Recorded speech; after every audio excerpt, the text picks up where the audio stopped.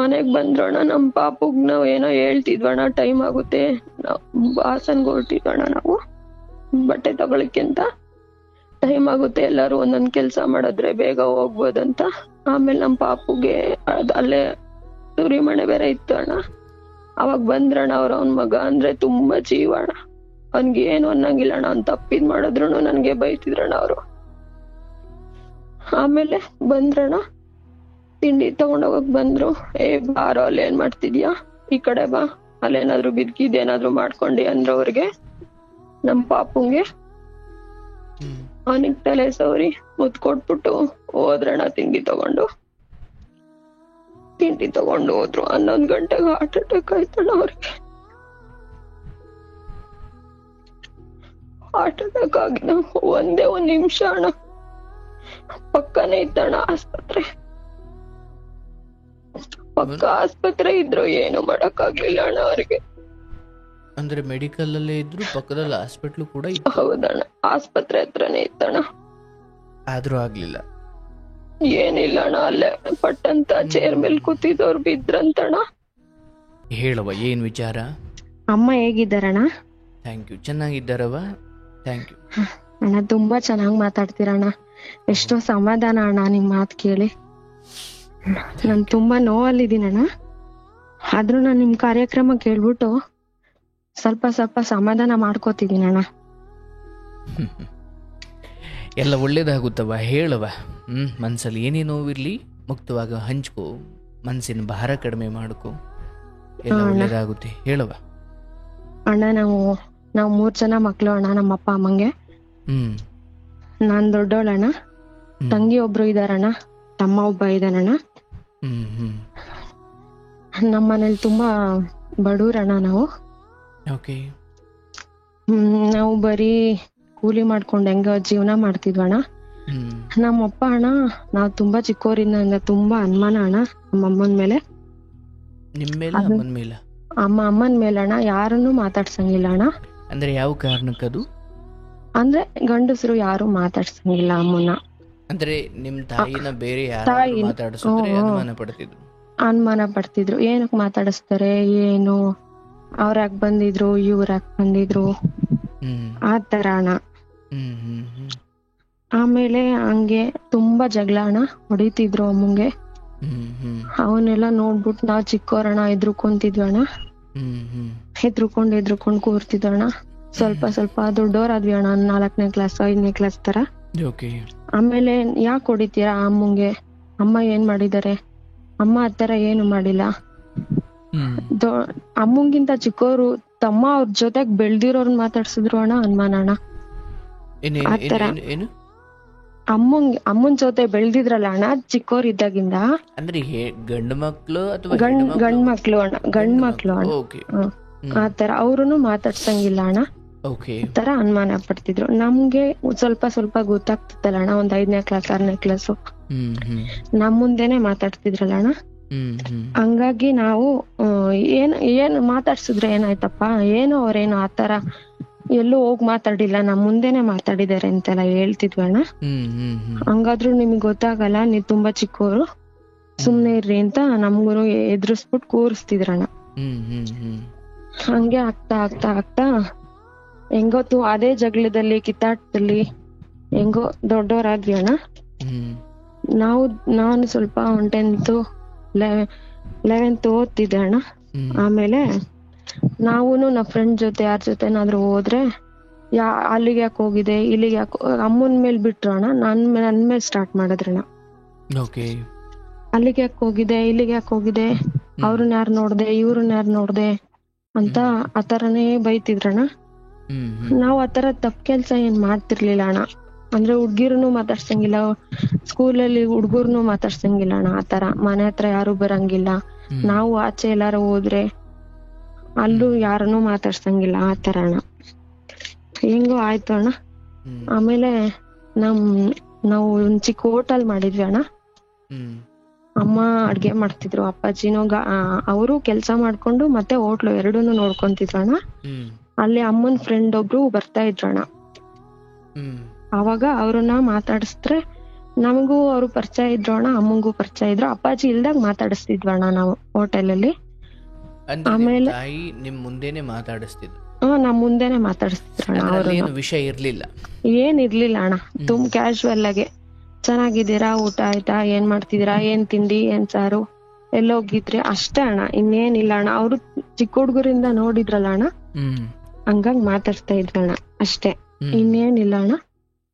ಆಮೇಲೆ ಅದಕ್ಕೂ ತುಂಬಾ ಅಂದ್ರೆ ತುಂಬಾ ಬರಾಡಿ ಜಗಳ ಮಾಡ್ಬಿಟ್ರಣ್ಣ. ರೋಡಲ್ಲೆಲ್ಲ ಅಮ್ಮಂಗೆಲ್ಲ ಹೊಡೆದ್ಬಿಟ್ಟು ತುಂಬಾ ಬೀದಿ ರಂಪ ಆಗೋಯ್ತಣ್ಣ.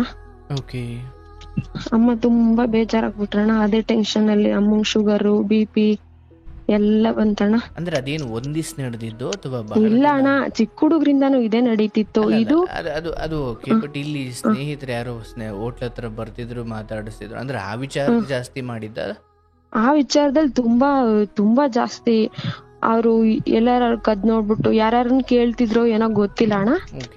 ನಾವ್ ಒಟ್ಟು ಮಾತಾಡ್ಸ್ದಾಗ ಅವರು ತುಂಬಾ ಜಗಳ ಡೈಲಿ ಅಣ್ಣ. ನೆಮ್ಮದಿನೇ ಇಲ್ಲ ಅಣ್ಣ. ಊಟ ತಿಂಡಿ ಅದು ಮಾಡಿದ್ರು ಮನೇಲಿ ತಿನ್ನಕ್ ನೆಮ್ಮದಿ ಇರ್ತಿರ್ಲಿಲ್ಲ ಅಣ್ಣ.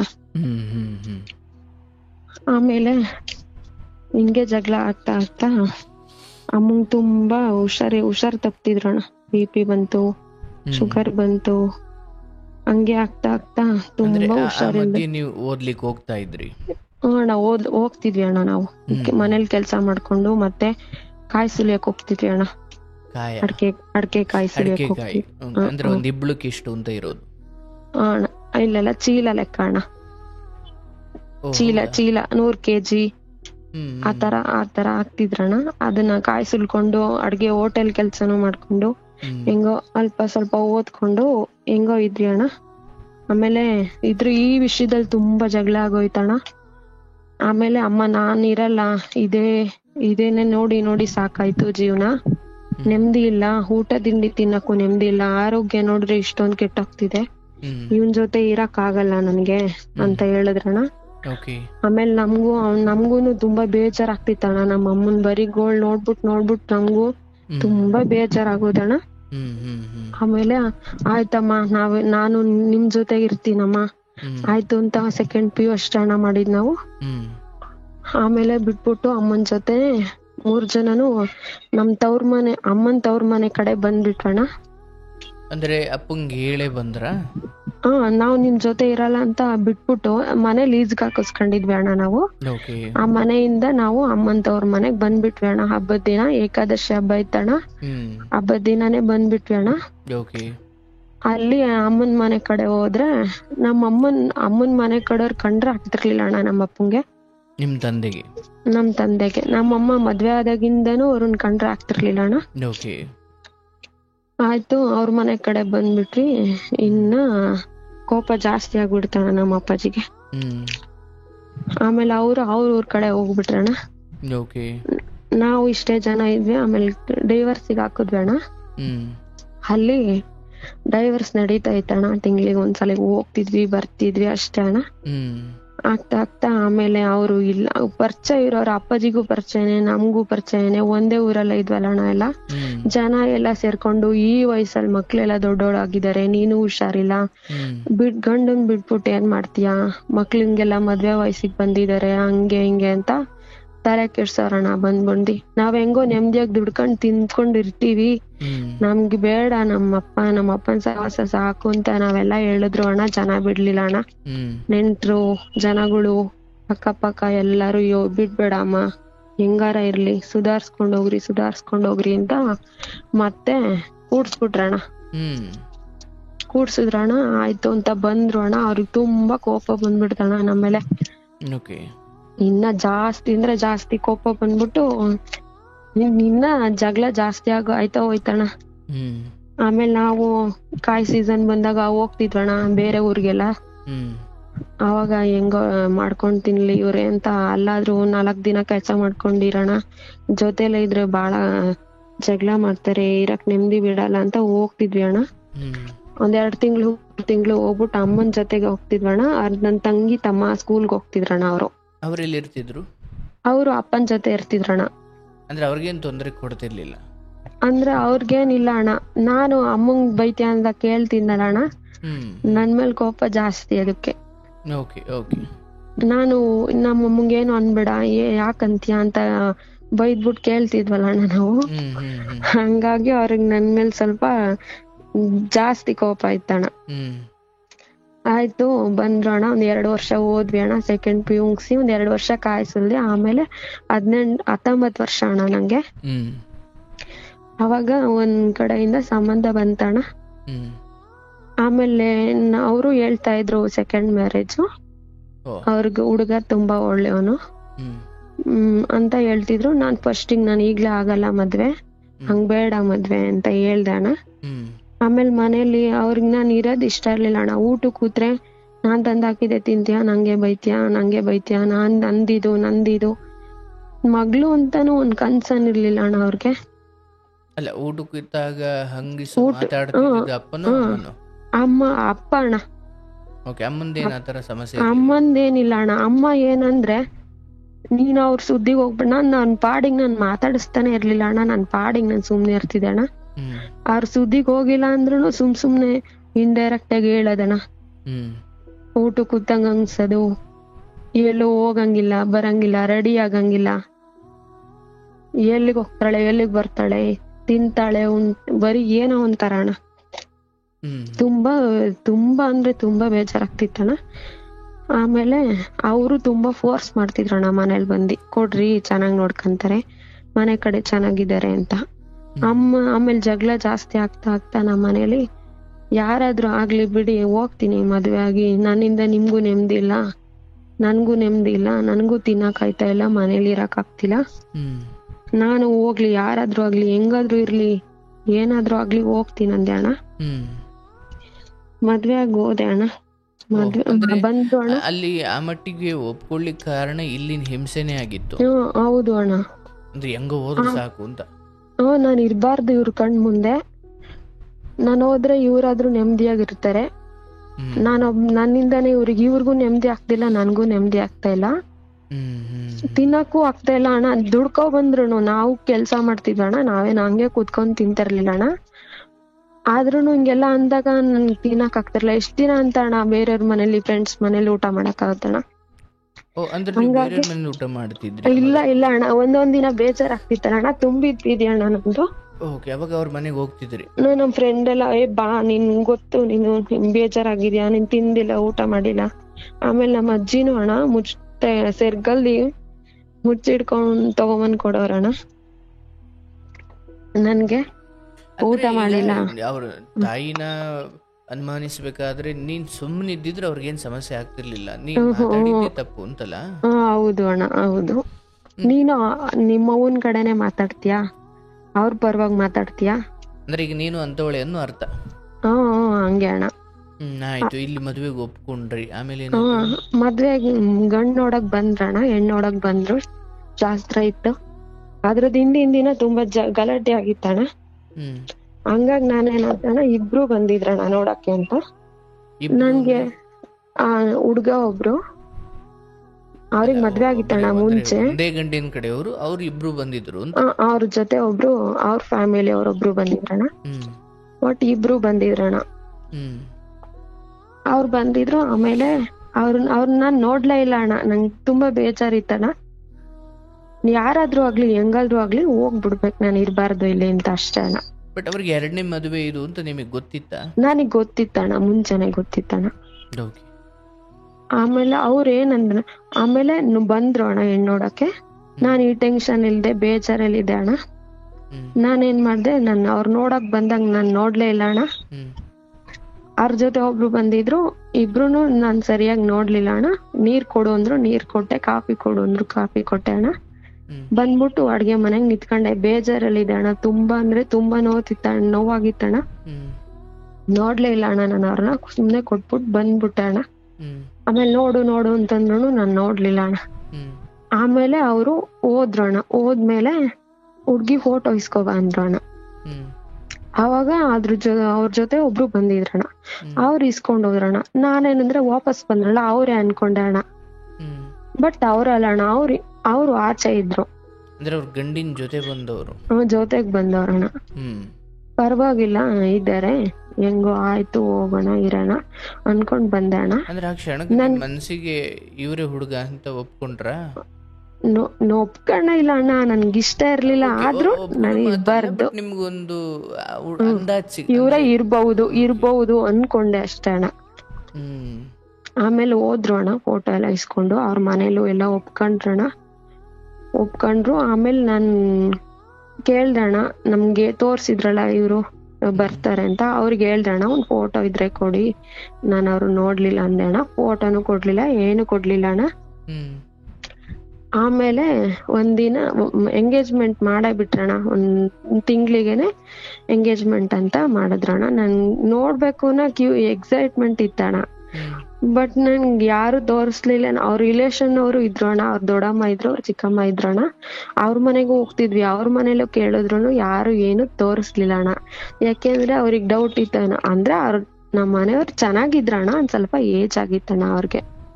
ಅಂದಾಜು ಎಷ್ಟು ವರ್ಷ? ಅಂದಾಜಣ್ಣ ಅವ್ರ ಮದ್ವೆ 42 ಆಗಿತ್ತಣ್ಣ. ಅಂದ್ರೆ ಮದುವೆ ಆಗಬೇಕಾದ್ರೆ ಅವ್ರು 42 ವರ್ಷ.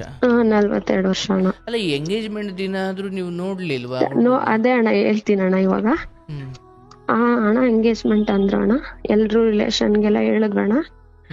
ಆಯ್ತು ಅಂತ ಎಲ್ಲ ಬಂದ್ರು ಅಣ್ಣ, ಎಲ್ಲ ಆಯ್ತು. ನಂಗೆ ಎಂಗೇಜ್ಮೆಂಟ್ ಪಕ್ಕ ಕೂರ್ಸುದ್ರಲ್ಲ ಅಣ್ಣ, ಅವಾಗ ನೋಡ್ದೆ ಅಣ್ಣ ನಾನು ಅವ್ರನ್ನ. ನಂಗೆ ತುಂಬಾ ಹರ್ಟ್ ಅಂದ್ರೆ ಹರ್ಟ್ ಆಯ್ತಣ್ಣ, ತುಂಬಾ ಬೇಜಾರಂದ್ರೆ ಬೇಜಾರಣ್ಣ. ನನ್ಗಿಲ್ಲ ಯಾಕೆ ಭೂಮಿ ಬಾಯ್ ಬಿಡ್ಬಾರ್ದು ಅನ್ಸ್ಬಿಡ್ತಣ್ಣ. ತುಂಬಾ ಅಂದ್ರೆ ತೋರಿಸ್ಕೊಳಂಗಿಲ್ಲ ಅಣ್ಣ. ನೆಂಟ್ರು ಎಲ್ಲ ಮುಂದೆನೆ ಕೂತಿದಾರೆ, ಅಳಕ್ಕೂ ಆಗ್ತಿಲ್ಲ, ಧೈರ್ಯವಾಗಿ ನಿಂತ್ಕೊಳಕ್ ಆಗ್ತಿಲ್ಲ, ನೋಡಕ್ಕೂ ಆಗ್ತಿಲ್ಲ ಯಾರನ್ನು, ಆತರ ಅಣ್ಣ. ಬಟ್ ಅವತ್ತು ಬಂದಿದ್ದಿನ ನೋಡ್ಬೇಕಿತ್ತು ಅಂತ ಅನ್ಸ್ದಾಗ ಬಂದಿದ್ದಿನ ಏನಿಲ್ಲ ಅಣ್ಣ. ಬಂದ್ರು ಅವರು ಶಾಸ್ತ್ರ ಮಾಡ್ತಾರಲ್ಲ ಅಣ್ಣ, ಅವಾಗ ನನ್ ಪಕ್ಕ ಕೂರ್ಸಿದ್ರಣ್ಣ. ಅವ್ರ ನಾನ್ ಮುಂದೆನೇ ಇದ್ರು ನನ್ಗೆ ಅವ್ರೆ ಅಂತ ಗೊತ್ತಿಲ್ಲ ಅಣ್ಣ. ಆಯ್ತು, ಈಗ ನಿನ್ನ ದುಃಖದಲ್ಲಿದ್ದೆ ಅದೆಲ್ಲ ಸರಿ. ಬಟ್ ಅವತ್ ಬಹುಶಃ ನೋಡಿದ್ರೆ ನಿರ್ಧಾರ ಈ ಮುಂಚೆ ಏನೋ ತೆಗೆದುಕೊಳ್ತಿದ್ದೋ. ಅದೇ ಅಣ್ಣ ಹಂಗಾಯ್ತಲ್ಲ ಅಣ್ಣ. ನೋಡ್ದೆ ಅಣ್ಣ, ಆಯ್ತು ಅಣ್ಣ, ಫಂಕ್ಷನ್ ಎಲ್ಲ ಮುಗೀತಣ್ಣ. ಆಮೇಲೆ ನನ್ಗೆ ಇಷ್ಟ ಆಗ್ಲಿಲ್ಲ. ನನ್ನ ಅಮ್ಮಂಗೆ ಹೇಳ್ದೆ, ಅಮ್ಮ ನಾನ್ ಹೆಂಗಮ್ಮ ಆಗ್ಲಿ ಅಂತ ಹೇಳ್ದೆ. ಅಮ್ಮ ನೋಡು ಎಂಗೇಜ್ಮೆಂಟ್ ಎಲ್ಲ ಆಗೈತೆ, ನಾನು ನೋಡಿಲ್ಲವ, ನಮ್ಮ ಮನೇಲಿ ನೋಡಿದ್ರೆ ಈ ತರ ಪರಿಸ್ಥಿತಿ, ಏನ್ ಮಾಡ್ತೀಯ ನೋಡು, ಜನ ಮೊದ್ಲೇ ನೀನೆಲ್ಲೂ ಇರಲ್ಲ, ನೀನೆಲ್ ಬಾಳ್ತೀಯ ಅಂತಂತಾರೆ. ಇರ್ತೀಯೋ ಆಗ್ತೀಯೋ ಬಿಡ್ತೀಯೋ ನೋಡು, ಇಲ್ಲ ಅಂದ್ರೆ ನಾವು ಎಲ್ಲೂ ಇರೋದ್ ಬೇಡ, ಈ ಊರ್ನೇ ಬಿಟ್ಟೋಗೋಣ, ನಾವ್ ಈ ಊರಲ್ಲೂ ಎಲ್ಲ ಯಾರನ್ನು ಮಾತಾಡ್ಸೋದ್ ಬೇಡ. ತುಂಬಾ ನಮ್ಮ ಅಮ್ಮಂಗಣ ಈ ತರ ಮಾನ ಮರ್ಯಾದಿ ಆತರ ಅಣ್ಣ. ಅಂದ್ರೆ ಈಗ ಬಿಟ್ಕೊಡೋಕಾಗಲ್ಲ, ಈಗ ಮರ್ಯಾದೆಯನ್ನು ಬಿಟ್ಕೊಡೋಕಾಗಲ್ಲ. ಅಣ್ಣ ನನ್ ಜೀವನನೂ ಹಾಳಾಗುತ್ತೆ, ನೋಡಮ್ಮ ಏನ್ ಮಾಡ್ತೀಯ ಅಂದ್ರು. ಆಮೇಲೆ ಅಣ್ಣ ನಾನು ಒಪ್ಕೊಂಡೆ ಅಣ್ಣ, ಇಲ್ಲ ಅಣ್ಣ ಬಿಡಮ್ಮ, ನಾನು ಹೆಂಗೋ ನಾನು ನಿಲೊಟ್ಟು ಇರ್ಬಾರ್ದು ಈ ಊರಲ್ಲಿ, ನೀವಾದ್ರೂ ಚೆನ್ನಾಗಿರ್ಬೇಕು, ಮನೆ ಕಡೆ ಚೆನ್ನಾಗಿದ್ದಾರೆ, ಹೋಗ್ಲಿ ಬಿಡಮ್ಮ, ನಾನು ಹೆಂಗೋ ಇರ್ತೀನಿ ಅಲ್ಲಿ ಅಂತ ಅಣ್ಣ ಒಪ್ಕೊಂಡೆ ಅಣ್ಣ. ನಾನೇನಕ್ ಒಪ್ಕೊಂಡೆ ಅಂದ್ರೆ ಅಣ್ಣ, ಜೀವನದಲ್ಲಿ ನೊಂದಿದಾರ ಇವ್ರು. ಯಾರು? ಇವ್ರು ಅಣ್ಣ ಮೊದಲನೇ ಮದ್ವೆಲಿ ನಾನ್ ಅನ್ಕೊಂಡಿರೋದಣ್ಣ, ಹೇಳಿದ್ರಲ್ಲ ಅಣ್ಣ, ಹುಡ್ಗನ ವಿಚಾರ ಹೇಳ್ತೀನಿ. ಅವರು ಮೊದಲನೇ ಮ್ಯಾರೇಜ್ ಅಣ್ಣ, ಅವರು ಮದ್ವೆ ಆಗಿ 10 ವರ್ಷನ 11 ವರ್ಷನ ಇದಾರಣ್ಣ. ಇದಾರೆ. ಹುಡುಗ ತುಂಬಾ ಒಳ್ಳೆಯವನು, ಹಂಗೆ ಹಿಂಗೆ ಅಂಗಡಿ ಇಟ್ಕೊಂಡಿದ್ದಾರೆ, ಮೆಡಿಕಲ್ಲು, ಚೆನ್ನಾಗ್ ನೋಡ್ಕಂತಾನೆ ನಿಮ್ಮನ್ನ. ನಿಮ್ ಮನೆಗ್ ನೀವು ಕಷ್ಟದಲ್ಲಿದ್ದೀರಾ, ಅಮ್ಮಂಗೂ ಹುಷಾರಿಲ್ಲ. ಅದೇ ಅಣ್ಣ, ಅವ್ರು ಏನಂದ್ರೆ ಇವ್ರು ಡ್ರಿಂಕ್ಸ್ ಮಾಡ್ತಾರೆ ಅಂತಾನೆ ಅವರು ಡೈವರ್ಸ್ ತಗೊಂಡಿದಾರಣ್ಣ. ನಮ್ಗೆ ಅಣ್ಣ ಈ ವಿಷಯ ಎಲ್ರು ಮುಚ್ಚಿಟ್ರು ಅಣ್ಣ. ಯಾರು ಹೇಳಿಲ್ಲ ಅಣ್ಣ, ಈ ವಿಷಯನೇ ಹೇಳಿಲ್ಲ ಅಣ್ಣ. ಇವ್ರು ಹಿಂಗ್ ಮಾಡ್ತಾರೆ ಅಂತ ಹೇಳಿಲ್ಲ ಅಣ್ಣ. ನನ್ಗೂನು ಗೊತ್ತಿಲ್ಲ ಅಣ್ಣ. ನನ್ಗ್ ಮದ್ವೆ ಅಂದ್ರೆ ನಂಗ್ ಮದ್ವೆ ಜೀವನ ಹೆಂಗಿರುತ್ತೆ ಮುಂದೆ ಅಂತ ಏನು ಇದೇ ಇಲ್ಲ ಅಣ್ಣ. ಒಟ್ಟೇನು ನಾನ್ ಇಲ್ಲಿ ಇರ್ಬಾರ್ದು, ಈ ಊರಲ್ಲಿ ಇರ್ಬಾರ್ದು, ನಾನು ಅಷ್ಟೇ ಮುಖ್ಯ ಆಗಿತ್ತ ಅಣ್ಣ ನಂಗೆ ಅಂತ ನಾನೇನ್ ಮಾಡ್ದೆ, ಆಯ್ತು ಅಣ್ಣ ಮಾತಾಡ್ದೆ. ಎಂಗೇಜ್ಮೆಂಟ್ ಎಲ್ಲ ಆಯ್ತು, ಅವರು ಚೆನ್ನಾಗ್ ಮಾತಾಡಿಸ್ತಿದ್ರು ಅಣ್ಣ. ಅವಾಗ್ಲೂನು ನನ್ಗೇನು ಗೊತ್ತಾಗ್ಲಿಲ್ಲ. ಆಮೇಲೆ ಬೇಗ ಮದ್ವೆ ಮಾಡಿದ್ರು ಅಣ್ಣ. ತುಂಬಾ ಟೈಮ್ ಇಡ್ಕೊಂಡ್ಲಿಲ್ಲ, ಮದ್ವೆನೂ ಮಾಡಿದ್ರು ಅಣ್ಣ. ಹೆಂಗ ಚಿಕ್ಕದಲ್ಲಿ ದೇವಸ್ಥಾನದಲ್ಲಿ ತುಂಬಾ ಚೆನ್ನಾಗ್ ಕರೀಲಿಲ್ಲ ಅಣ್ಣ. ತುಂಬಾ ಗ್ರ್ಯಾಂಡ್ ಆಗೂ ಅಲ್ಲ, ತುಂಬಾ ಸಿಂಪಲ್ ಆಗೂ ಅಲ್ಲ ಅಣ್ಣ, ಆ ತರ ಮದ್ವೆ ಮಾಡಿದ್ರಣ್ಣ. ಈಗ ಆ ಮದುವೆ ಆದ ಸಮಯದಲ್ಲಿ ನಿಮ್ಮ ವಯಸ್ಸೆಷ್ಟು? ನನ್ಗೆ 19 ವರ್ಷ ಅಣ್ಣ. ಅವರಿಗೂ 43? 42 ಅಣ್ಣ ಅವಾಗ. ಓಕೆ. 42 ವರ್ಷ ಏಜ್ ಅಣ್ಣ. ಬಗ್ಗೆ ನಿಮಗೂ ನಿಮ್ಮ ಮನೆ ಅಮ್ಮನಿಗೂ ಬಹಳ ಸ್ಪಷ್ಟತೆ ಅಣ್ಣ ಏನ್ ಹೇಳಿದ್ರಂದ್ರೆ ಅಣ್ಣ 35 ವರ್ಷ ಅಂದ್ರಣ್ಣ. ಓ, ಅದ್ರಲ್ಲೂ ಸುಳ್ಳು ಹೇಳಿದ್ರಣ್ಣ. ಬಟ್ ಸತ್ಯ ಗೊತ್ತಾಗಿದ್ದ ಆಮೇಲೆ? ಸತ್ಯ ಗೊತ್ತಾಗಿದ್ದಣ್ಣ. ಮದ್ವೆ ಆಗಿ ನಾನು ಇವ್ರ ಮನೆಗ್ ಬಂದೆ ಅಣ್ಣ. 20 ದಿನ ಆದ್ಮೇಲೆ ಗೊತ್ತಾಯ್ತಣ್ಣ ನನ್ಗೆ. ಇವ್ರು ಏಜ್ ಗೊತ್ತಿರ್ಲಿಲ್ಲ ಅಣ್ಣ ನನ್ಗೆ. ಅವಾಗ್ಲೂನು ಕುಡಿತಾರೆ ಅಂತಾನೆ ಅವಾಗ ಗೊತ್ತಾಯ್ತಣ್ಣ. ನಾವು ಈ ಕುಡ್ತದಲ್ಲಿ ಯಾವ್ದೆಲ್ಲ ನಮ್ಗೆ ಗೊತ್ತೇ ಇಲ್ಲ ಅಣ್ಣ. ನಮ್ಗೆ ಆತರ ಬೆಳ್ದಿಲ್ಲ ಅಣ್ಣ ನಾವು. ನಮ್ಮಪ್ಪ ಎಷ್ಟೇ ಜಗಳ ಮಾಡಿದ್ರು ಅಣ್ಣ ಡ್ರಿಂಕ್ಸ್ ಮಾಡ್ತಿರ್ಲಿಲ್ಲ ಅಣ್ಣ. ನಮ್ಗೆ ಅದ್ರದ್ ಗಂಧ ಗಾಳಿ ಏನು ಗೊತ್ತಿಲ್ಲ ಅಣ್ಣ. ನಮ್ಗೆ ಅದ್ ಹೆಂಗಿರುತ್ತೆ, ಕುಡ್ದವ್ರು ಹೆಂಗಿರ್ತಾರೆ, ಹೆಂಗ್ ಮಾಡ್ತಾರೆ ಅವೆಲ್ಲ ಐಡಿಯಾನೇ ಇಲ್ಲ ಅಣ್ಣ ನನ್ಗೆ. ಈಗ ಮದ್ವೆ ಆದ ಆರಂಭದಲ್ಲಿ ಚೆನ್ನಾಗಿ ನೋಡ್ಕೊಂಡ್ರಮ್ಮ? ಮದ್ವೆ ಆರಂಭದಲ್ಲಿ ಅಣ್ಣ ಅವ್ರು ಅವಾಗ್ಲೂನು ಕುಡಿತಿದ್ರು, ಪರ್ಫ್ಯೂಮ್ ಹಾಕಂತಿದ್ರು, ಪೌಡರ್ ಹಾಕಂತಿದ್ರು, ಕ್ರೀಮ್ ಹಾಕಂತಿದ್ರಣ್ಣ. ನನ್ಗೆ ಗೊತ್ತೇ ಆಗ್ತಿರ್ಲಿಲ್ಲ ಅಣ್ಣ ನನ್ಗೆ. ಅಂದ್ರೆ ಈ ವಾಸನೆ ಬರಬಾರ್ದು ಅಂತಲ್ಲ? ಹೌದು ಅಣ್ಣ. ನನ್ಗೆ ಹಂಗಾಗಿ ನಾನ್ ತುಂಬಾ ಡೌಟ್ ಎಲ್ಲ ಇದೆ ಅಣ್ಣ. ಮದ್ವೆ ಆಗಿ 1 ವಾರ ಅಷ್ಟೇ ಅಣ್ಣ ಅವ್ರ ಮನೇಲಿ ಇದ್ದಿದ್ ನಾವು. ಬಂದ್ಬಿಟ್ವಿ ಅಣ್ಣ. ಅಂಗಡಿ ಹೋಗ್ಬೇಕು ಅಂತ ಹೇಳ್ಬಿಟ್ಟು ಬಂದ್ವಿ ಅಣ್ಣ.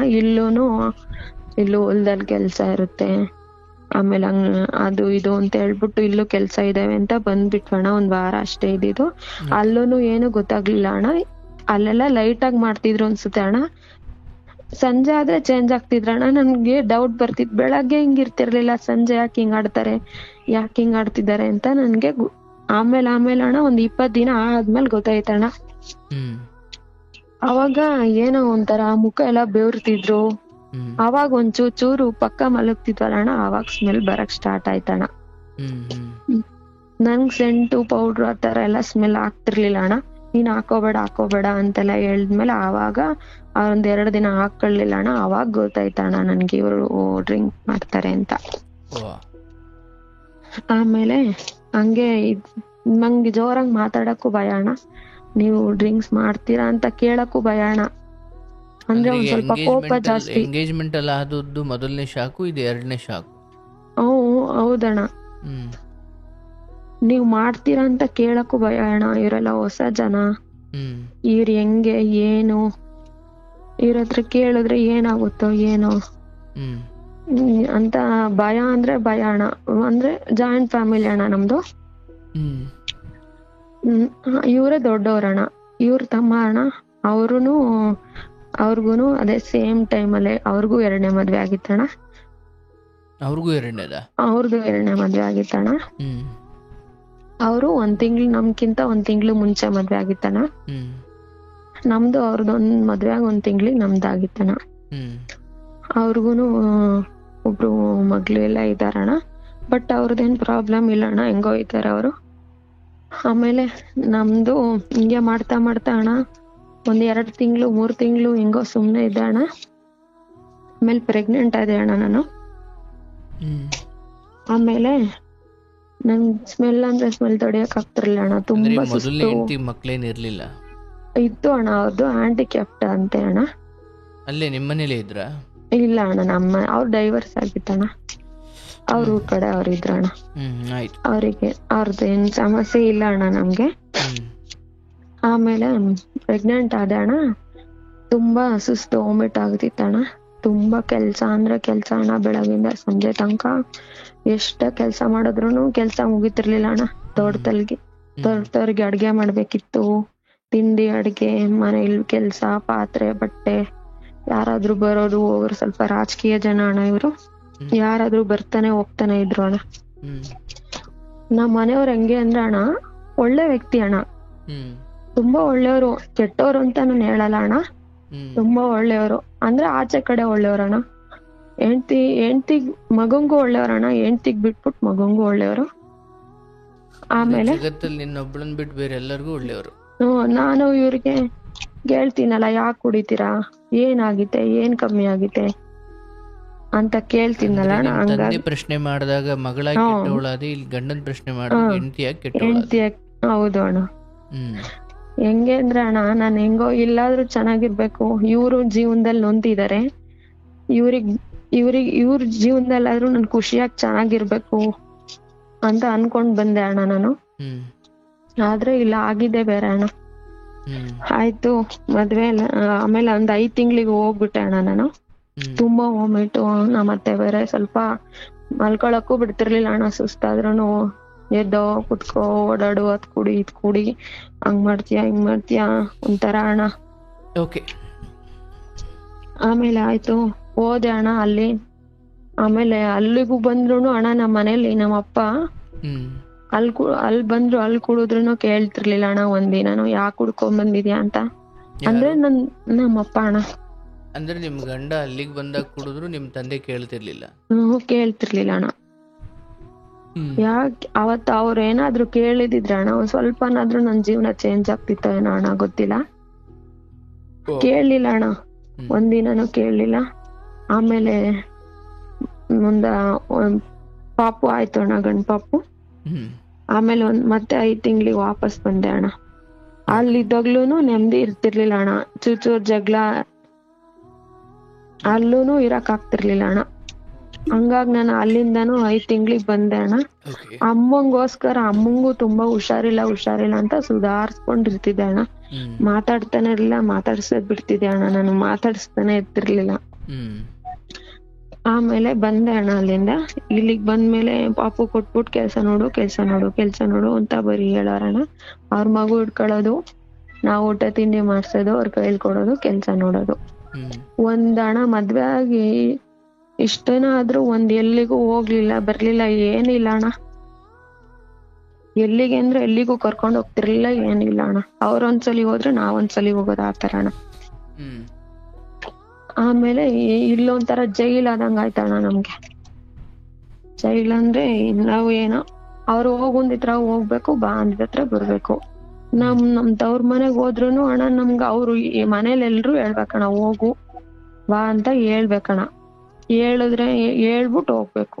ಅಂದ್ರೆ ನಮ್ ಮನೆಯವ್ರು ಸ್ವಲ್ಪ ಅದ್ರಲ್ಲೆಲ್ಲ ಚೆನ್ನಾಗಿದ್ರಣ್ಣ. ನಾನೆಲ್ಲಾರ ಹೋಗ್ತೀನಿ ಅಂದ್ರೆ ಹೋಗಮ್ಮ, ಎಲ್ಲಿಗ್ ಹೋಗ್ತೀಯ, ಎಲ್ಲಿಗ್ ಬರ್ತೀಯ, ನಿಮ್ ಮನೆಗ್ ತಾನೇ ನೀನ್ ಹೋಗ್ತಿದ್ಯಾ, ಹೋಗ್ ಬರಗು, 4 ದಿನ ಇದ್ ಬರಗು ಅಂತಿದ್ರಣ್ಣ. ಅವ್ರ ಆತರ ಎಲ್ಲ ಏನು ಇದ್ ಮಾಡ್ತಿರ್ಲಿಲ್ಲ. ಅದಕ್ಕೆಲ್ಲ ಚೆನ್ನಾಗ್ ನೋಡ್ಕೊಳ್ಳೋಣ. ಅಂಗಡಿಗೆಲ್ಲ ಹೋಗ್ ಬಂದಾಗೆಲ್ಲ ಡೈಲಿ 200 ರೂಪಾಯಿ ದುಡ್ಡು ಎತ್ತಿ ಇಟ್ಬಿಡೋರಣ್ಣ ನನ್ಗೆ ಅಂತ, ನಿನ್ ಖರ್ಚಿಗೆ ನೀನ್ ಏನಾದ್ರು ಮಾಡ್ಕೊ ಅಂತ. ಆಯ್ತಂತ ನಾನು ಅದನ್ನ ಇಟ್ಕೊಂಡು ನನ್ ಖರ್ಚು ಬಟ್ಟೆ ಗಿಟ್ಟೆ ಎತ್ಕೊಳ್ಳೋದು, ಏನಾರ ತಗೊಳ್ಳೋದು, ಪಾಪು ಕೊಡ್ಸೋದು, ಆತರ ಎಲ್ಲ ಏನಾದ್ರು ಇಟ್ಕೊಂಡು ಊರಿಗೆ ಹೋದಾಗ ಅಮ್ಮಂಗ್ ಮೆಡಿಸನ್ಗೆಲ್ಲ ಕೊಡೋದು, ಆತರ ಎಲ್ಲ ಇಟ್ಕೊಂಡು ಖರ್ಚು ಮಾಡ್ಕೊಂತಿದ್ದೆ ಅಣ್ಣ. ಒಂದಿನಾನು ಕೇಳ್ತಿರ್ಲಿಲ್ಲ ಅಣ್ಣ, ಏನು ಖರ್ಚು ಮಾಡ್ತಿದ್ಯಾ ಏನು ಅಂತ. ಆಮೇಲೆ ನಮ್ಮಮ್ಮ ಅಣ್ಣ ತೀರೋಗ್ಬಿಟ್ರ ಅಣ್ಣ. ತುಂಬಾ ಹುಷಾರಿರ್ಲಿಲ್ಲ ಅಣ್ಣ. ಅಮ್ಮಂಗೆ ಕಿಡ್ನಿ ಫೇಲ್ ಆಯ್ತಣ್ಣ. ಅಮ್ಮ ತುಂಬಾ ನರಳಿ ತೀರೋಗ್ಬಿಟ್ರಣ್ಣ. ಈಗ 3 ವರ್ಷ ಆಯ್ತಣ್ಣ ಅಮ್ಮ ತೀರೋಗಿ. ಬಟ್ ಅವ್ರನ್ನ ಸಮಯದಲ್ಲಿ ಯಾರು ನೋಡ್ಕೊಂಡ್ರು? ಅಲ್ಲೇ ತಂಗಿ ಇದ್ಲು ಅಣ್ಣ, ತಂಗಿಗ್ ಮದ್ವೆ ಮಾಡ್ಕೊಟ್ಟಿದ್ವಿ ಅದೇ ಊರಿಗೆನೆ. ತಂಗಿ ಅಲ್ಲೇ ಇದ್ಲ ಅಣ್ಣ, ಹೆಂಗೋ ನೋಡ್ಕೊಂತಿದ್ಲಣ್ಣ. ಹಂಗೆ ಅವಾಗ ಇವಾಗ ಅಲ್ಲೇ ಪಕ್ಕದ ಬೀದಿಲೇ ಇದ್ರಲ್ಲಣ್ಣ, ಹೆಂಗೋ ನೋಡ್ಕೊಂತಿದ್ರಣ್ಣ. ಆಮೇಲೆ ನಾನು ಆವಾಗ ಹುಷಾರಿಲ್ಲ, ಹೋಗಂತ ಇವರೇ ಕಳಿಸ್ತಿದ್ರಣ್ಣ. ನಾನು ಸ್ವಲ್ಪ ದಿನ ನೋಡ್ಕೊಂತಿದ್ವಿ ಅಣ್ಣ, ಅವಳು ನಾನು ಹಂಗೋ ನೋಡ್ಕೊಂತಿದ್ವಿ. ತುಂಬಾ ಹುಷಾರಿಲ್ದೆ ತೀರೋಗ್ಬಿಟ್ರಣ್ಣ. ಆಮೇಲೆ ಬಟ್ ಆ ಕಡೆ ಸಮಯದಲ್ಲಿ ತಂದೆಗೆ ತನ್ನ ಹೆಂಡತಿ ಅಥವಾ ನಿಮ್ ತಾಯಿ ಕುರಿತು ಸ್ವಲ್ಪ ಕರುಣೆ ಇತ್ತ? ಏನಿಲ್ಲ ಅಣ್ಣ, ಏನೋ ಹೆಂಡತಿ ಆಸ್ಪತ್ರೆ ಕರ್ಕೊಂಡೋದ್ರಣ್ಣ, ಸೇರ್ಸೋರ್ ಅಷ್ಟೇ ಅಣ್ಣ. ಎಲ್ಲೋ ಒಂದ್ ಕಡೆ ಹೋಗಿ ಕೂರೋರಣ್ಣ. ನಮ್ಮ ಅಜ್ಜಿ ಇದ್ರೋಣ, ಅಮ್ಮ. ಅಂದ್ರೆ ಜೀವನ ಪೂರ್ತಿ ಅವ್ರದ ಸ್ವಲ್ಪ ಮನಸ್ತಾಪದ ಬುದ್ಧಿ ಹೋಗ್ಲೇ ಇಲ್ಲ ಇಬ್ರಿಗೂ? ಇಲ್ಲ ಅಣ್ಣ, ಏನೋ ಹುಷಾರಿಲ್ಲ ಟೈಮಲ್ಲಿ ಜಗಳ ಮಾಡ್ತಿರ್ಲಿಲ್ಲ, ಸುಮ್ನೆ ಇರೋರಣ್ಣ. ದುಡ್ಡು ಕಾಸು ಏನು ಹೊಂಚುತ್ತಿರ್ಲಿಲ್ಲ ಅಣ್ಣ. ಅಂದ್ರೆ ಸಾಯೋ ಸಮಯದಲ್ಲೂ ಗಂಡನ ತುಂಬಾ ಪ್ರೀತಿ ಸಿಗ್ಲಿಲ್ಲ ಅಣ್ಣ. ಇಲ್ಲ ಅಣ್ಣ, ಅಮ್ಮಂಗ್ ತುಂಬಾ ಬೇಜಾರೈತಣ್ಣ ಆ ವಿಷಯದಲ್ಲಿ. ನಂಗೆ ಒಳ್ಳೆ ಗಂಡ ಸಿಗ್ಲಿಲ್ಲ ಅನ್ನೋದೊಂದು ಇತ್ತಣ್ಣ, ತುಂಬಾ ಇತ್ತು. ಆಯ್ತು ಅಣ್ಣ, ಅದ್ ಮುಗೀತು. ಅಂದ್ರೆ ಒಳ್ಳೆಯವ್ರ ತರಾನೇ ಮಾತಾಡ್ತಾರಣ್ಣ. ಜಗ್ಲಕ್ ನಿಂತ್ಕೊಂಡ್ರು ತುಂಬಾ ಅಂದ್ರೆ ಸಖತ್ ಮಾತಾಡ್ತಾರಣ್ಣ, ರಾಕ್ಷಸನ್ ತರ ಮಾತಾಡ್ತಾರೆ. ಒಂದು ಮಾತಿಗ್ ಬಿಡಲ್ಲ ಅಣ್ಣ. ಅವ್ರು ತಪ್ಪಿದ್ರು ನಂದೇ ಸರಿ ಅನ್ನೋ ತರ ಅಣ್ಣ.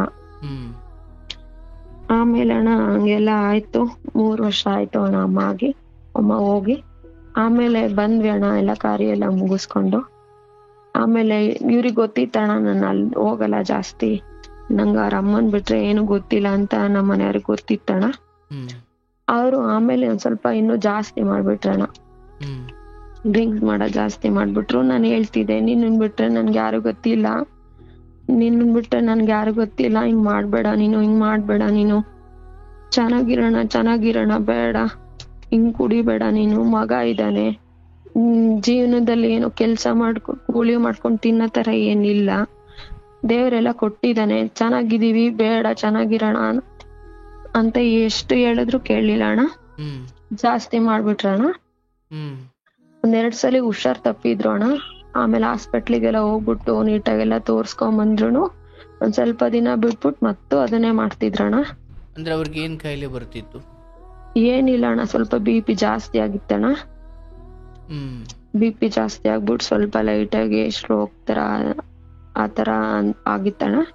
ಬಟ್ ಅದೇನು ಸಮಸ್ಯೆ ಆಗ್ಲಿಲ್ಲ ಅಣ್ಣ, ಹುಷಾರಾದ್ರು ಅಣ್ಣ ಅವರು, ಚೆನ್ನಾಗಾದ್ರು. ಏನಂದ್ರೆ ಏನು ಪ್ರಾಬ್ಲಮ್ ಆಗ್ಲಿಲ್ಲ, ಲೈಟ್ ಆಗಿತ್ತು. ಬಟ್ ಅವ್ರ ಫ್ಯಾಮಿಲಿ ಅವರೇ ಡಾಕ್ಟರ್ ಎಲ್ಲ ಆಗಿದ್ರಿಂದ ನೀಟಾಗಿ ಟ್ರೀಟ್ಮೆಂಟ್ ಎಲ್ಲ ಕೊಡ್ಸ್ಬಿಟ್ಟು ಕಳ್ಸಿದ್ರಣ್ಣ. ಆಮೇಲೆ ಒಂದ್ ಸ್ವಲ್ಪ ದಿನ ಇದ್ರು ಅಣ್ಣ, ಮೆಡಿಸನ್ ಎಲ್ಲ ತಗೊಂಡು ಹಿಂಗ ಇದ್ರು ಅಣ್ಣ. ಆಮೇಲೆ ಆಗ್ತಾ ಇವು ಸ್ವಲ್ಪ ಆಚೆ ರಾಜಕೀಯ ಜಾಸ್ತಿ ಅಣ್ಣ ಅವ್ರಿಗೆ. ಅವ್ರು ಬಾರೋ ಅಲ್ಲಿ ಬಾರೋ ಇಲ್ಲಿ ಬಾರೋ. ಆಮೇಲೆ ತುಂಬಾ ಏನಂದ್ರೆ ಅಣ್ಣ, ಯಾರಿಗಾದ್ರೂ ಹುಷಾರಿಲ್ಲ ಅಂದ್ರಣ್ಣ, ತಗೊಂಡೋಗು ಇವತ್ತು, ನೀನ್ ಹುಷಾರಾದ್ಮೇಲೆ ನೋಡ್ಕೊಳ್ಳೋಣ, ಹೋಗು ತಗೊಂಡೋಗಮ್ಮ, ಮಕ್ಳಿಗೆ ಹುಷಾರಿಲ್ಲ, ಆತರ ತುಂಬಾ ಹೆಲ್ಪಿಂಗ್ ನೇಚರ್ ಜಾಸ್ತಿ ಇತ್ತಣ್ಣ ಅವ್ರಿಗೆ. ಆಮೇಲೆ ಆಚೆನೂ ಅಷ್ಟೇ ಅಣ್ಣ, ಯಾರಾದ್ರೂ ತುಂಬಾ ಸೀರಿಯಸ್ ಹಂಗೆ ಅಂದ್ರೆ ಅವ್ರ ಜೊತೆನೆ ಹೋಗ್ಬಿಡೋಣ. ಅವ್ರಿಗೆ ತುಂಬಾ ಡಾಕ್ಟರ್ಸ್ ಎಲ್ಲ ತುಂಬಾ ಪರಿಚಯ ಇದ್ರಣ್ಣ. ಎಲ್ಗೋದ್ರೆ ಏನಾಗುತ್ತೆ ಅಂತ ಒಂದ್ ಸ್ವಲ್ಪ ಐಡಿಯಾ ಇತ್ತಣ್ಣ ಅವ್ರಿಗೆ. ಹಂಗಾಗಿ ಅವ್ರ ಜೊತೆನೂ ಹೋಗ್ಬಿಟ್ಟು ಅವ್ರು ಹುಷಾರೆಲ್ಲ ಆದ್ಮೇಲೆ ಹಾಸ್ಪಿಟ್ಲಿಗೆಲ್ಲ ತೋರ್ಸೋದು, ಹೇಳೋದು, ಡಾಕ್ಟರ್ ಹತ್ರ ಎಲ್ಲ ಮಾತಾಡೋದು, ಆತರ ಎಲ್ಲ ಇದ್ರು ಅಣ್ಣ. ಆದ್ರ ಆಚೆ ತುಂಬಾ ಒಳ್ಳೆ ಮನುಷ್ಯ ಅಣ್ಣ. ನಮ್ಗೂನು ಒಳ್ಳೆಯವ್ರಣ್ಣ. ಅವ್ರು ಚೆನ್ನಾಗಿದ್ದಾಗ ನಮ್ಗೂನು ಚೆನ್ನಾಗೇ ಇದ್ರಣ್ಣ. ಆದ್ರೆ ಪರ್ಸನಲಿ ನಾವು ಮದ್ವೆ ಆಗಿ 1 ವರ್ಷಕ್ಕೆ ಅಷ್ಟೇ ಅಣ್ಣ, ನಾವು ಪರ್ಸನಲಿ ಅಷ್ಟೇ ಚೆನ್ನಾಗಿದ್ವಿ ಅಣ್ಣ. ಆಮೇಲೆ ಏನ್ ಹೇಳ್ತಿದ್ರು ಅಣ್ಣ, ಒಂದ್ ಮಗುಗೋಸ್ಕರ ಅಷ್ಟೇ ನಾನು ಇನ್ನೊಂದ್ ಮದ್ವೆ ಆಗಿದ್ದು, ನಮ್ಮ ಮನೇಲಿ ಮಕ್ಳು ಇರ್ಲಿಲ್ಲ, ಒಂದ್ ಮಗುಗೋಸ್ಕರ ಅಷ್ಟೇ ನಾನ್ ಮದ್ವೆ ಆಗಿದ್ದು ನಿನ್ನ ಅಂತ ಹೇಳ್ತಿದ್ರು ಅಣ್ಣ. ಹಂಗ ಅನ್ಬಿಟ್ಟು ಅದನ್ನೇ ಮನ್ಸಲ್ಲಿ ಇಟ್ಕೊಂತಿರ್ಲಿಲ್ಲ ಅಣ್ಣ. ಮತ್ತೆ ಬಂದ್ಬಿಟ್ಟು ಸಾರಿ ಕೇಳೋರಣ್ಣ. ಹಂಗಂದೆ ನಾನು, ಸಾರಿ ತಪ್ಪಾಯ್ತು, ನಾನು ಇನ್ನೊಂದ್ಸಲ ಹಂಗ್ ಮಾಡಲ್ಲ ಅಂತ ಅನ್ನೋರು. ಮತ್ತೆ ಸಂಜೆ ಅದೇ ವಾಪಸ್ ಅಣ್ಣ, ಅದೇ ತರಾನೇ ನಾವು ಹೆಂಗೋ ಅದೇ ಜಗಳ. ಇಲ್ಲೂ ಅದೇ ಅಣ್ಣ, ತುಂಬಾ ಕಿರಿಕು ಜಗಳ, ಈ ಜಗಳ ಇಲ್ಲೂನು ಅದೇ ಅಣ್ಣ. ಒಂದಿನನು ಇಲ್ಲೂ ನೆಮ್ಮದಿ ಇಲ್ಲ ಅಣ್ಣ. ಇಲ್ಲಿ ಅಂದ್ರೆ ಅದೇ ಇಲ್ಲ ಅಣ್ಣ, ಗಂಡನ ಮನೇಲಿ. ಇಲ್ಲಿ ಜಾಯಿಂಟ್ ಫ್ಯಾಮಿಲಿ ಅಣ್ಣ, ಇಲ್ಲೂ ಜೋರಾಗಿ ಮಾತಾಡಂಗಿಲ್ಲ.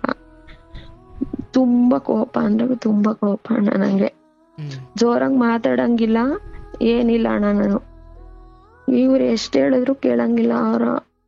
ಅವ್ರ ಅಪ್ಪ ಅಮ್ಮನೂ ಅವ್ರಿಗೆ ಸಪೋರ್ಟ್ ಇಲ್ಲ. ಎಲ್ ಮಾಡಿದಾನಮ್ಮ ನೋಡು ಕಾಣ್ಸಲ್ವಾ ಅಂತ ಅವ್ರಿಗೆ ಸಪೋರ್ಟ್ ಅಣ್ಣ. ಅವ್ರು ಏನು ಹೇಳ್ತಿರ್ಲಿಲ್ಲ ಅಣ್ಣ. ಆಮೇಲೆ ತುಂಬಾ ಜಾಸ್ತಿ ಮಾಡಿದಾಗ ಕಂಟ್ರೋಲ್ ಇಲ್ದಂಗೆ ನೆಟ್ಟಗ್ ಬರಕ್ ಆಗಲ್ವಾ ಅಂತ ಅಷ್ಟೇ ಹೇಳ್ತಿದ್ರಣ್ಣ. ಅಂದ್ರೆ ಕುಡಿಯೋದ್ರ ಬಗ್ಗೆ ಮಾತಾಡ್ತಿದ್ರು. ಹೌದು ಅಣ್ಣ, ಅದು ಒಂದೇ ಅಣ್ಣ ಅವ್ರದ್ದು ಇದ್ದಿದ್ದು. ಆಮೇಲೆ ಇವಾಗ ಒಂದೂವರೆ ತಿಂಗ್ಳಾಯ್ತಣ್ಣ, ಅಂಗಡಿಗೆ ಹೋಗಿದ್ರಣ್ಣ ತಿಂಡಿ ತಗೊಂಡು ಹೋದರಣ್ಣ. ಮತ್ತೆ ವಾಪಸ್ ಬರ್ಲೇ ಇಲ್ಲ ಅಣ್ಣ ಮನೆ. Heart attack ತೀರೋಗ್ಬಿಟ್ರಣ್ಣ.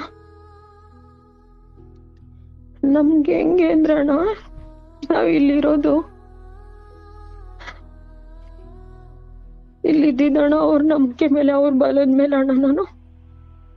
ನನ್ಗಿಲ್ಲಿ ಅವ್ರ ಸಪೋರ್ಟು ಇಲ್ಲ ಅಣ್ಣ. ನಾನು ಎಷ್ಟೇ ಜಗಳ ಆಡಿದ್ರು, ಎಷ್ಟೇ ಕಿತ್ತಾಡಿದ್ರು ಅವ್ರು ಇದಾರೆ, ನಮ್ಮನ್ನ ಚೆನ್ನಾಗಿದ್ದಾಗ ಇಷ್ಟಪಡ್ತಾರೆ, ನಮ್ಮನ್ನ ನೋಡ್ಕೊಂತಿದ್ದಾರೆ ಅಂತ ನಾನಿದ್ದೆ ಅಣ್ಣ ಇಲ್ಲಿ.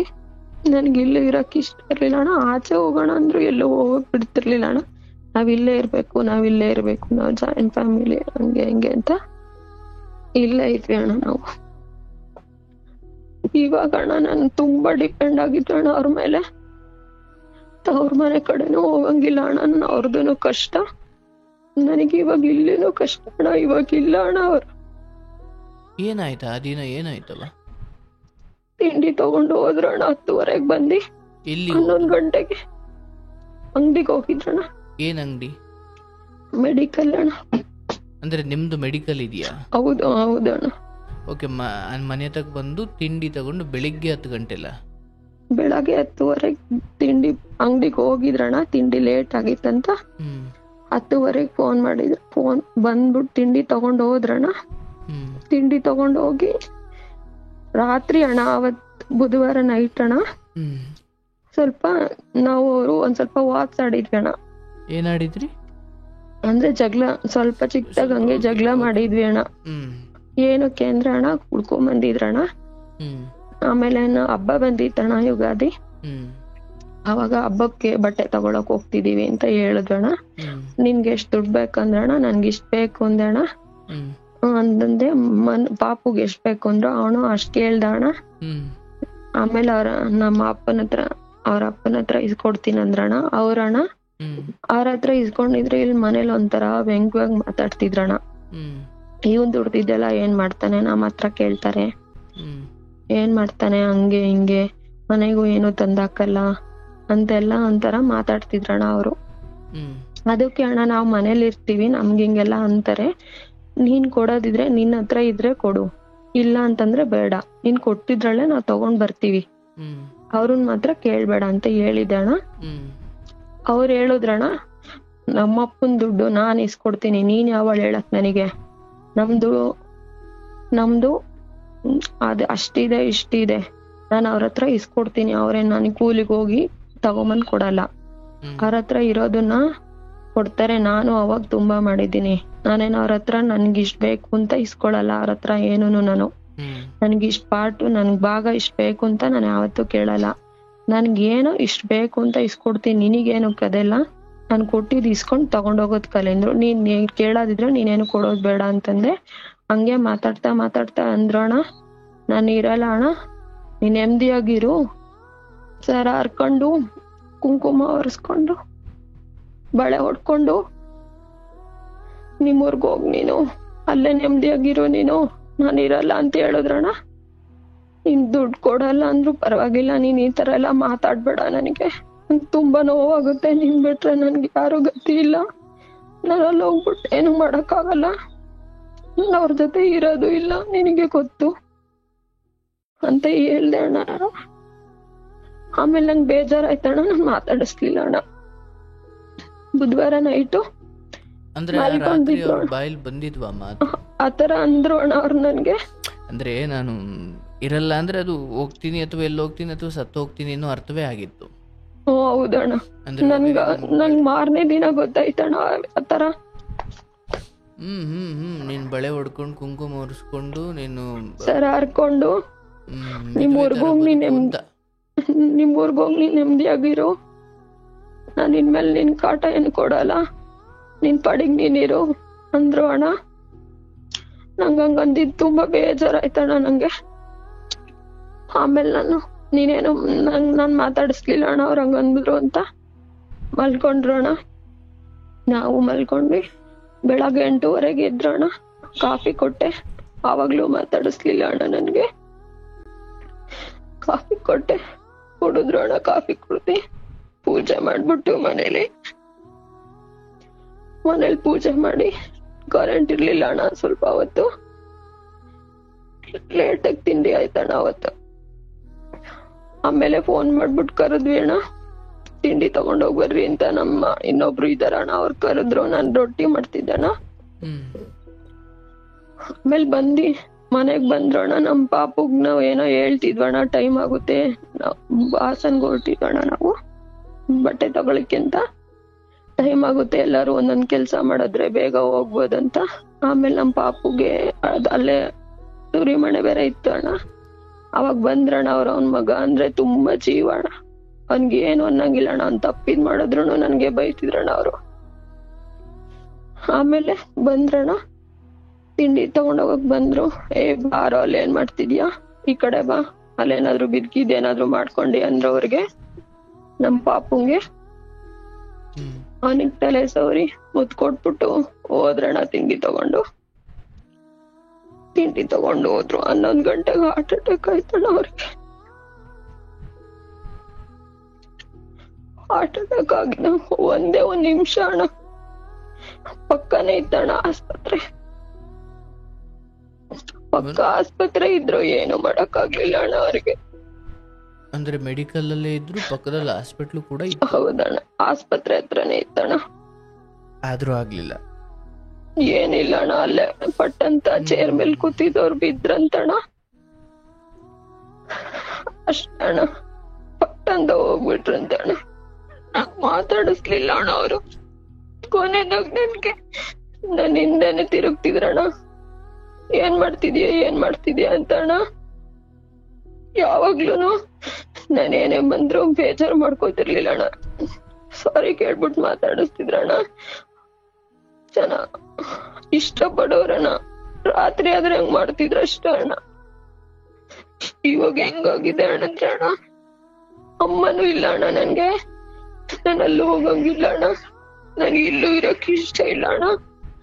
ಮಗ ಇದ್ದಾನಣ್ಣ, ಮಗನ್ ಸ್ಕೂಲ್ಗೆಲ್ಲ ಸೇರ್ಸಿದ್ಯಣ್ಣ. ಮಗನ್ಗೋಸ್ಕರ ನನ್ ಇರೋದು ಹೋಗೋದು ಅಂತ ಗೊತ್ತಾಗ್ತಿಲ್ಲ ಅಣ್ಣ. ನನ್ಗೆಲ್ಲೂ ಹೋಗಕ್ ಆಗ್ತಿಲ್ಲ ಅಣ್ಣ. ಎಲ್ಲೂ ಕೂತ್ಕೊಳಕ್ ಆಗ್ತಿಲ್ಲ ಅಣ್ಣ. ನೆಮ್ಮದಿ ಇಲ್ಲ ಅಣ್ಣ, ಸಮಾಧಾನ ಇಲ್ಲ ಅಣ್ಣ. ಏನ್ ಮಾಡ್ಲಿ ಅಣ್ಣ ನಾನು?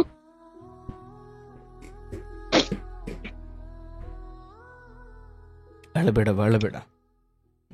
ಧೈರ್ಯ ತಗೋ. ಆಗ್ಲಿ ಮಾತಾಡುವ. ಬಟ್ ಇದೆಲ್ಲ ನಡೆದೆ ಎಷ್ಟು ದಿನ ಆಯ್ತು ಅಣ್ಣ? ಮಾರ್ಚ್ 27 ಅಣ್ಣ ಅವ್ರು ಹೋಗಿದ್ದು.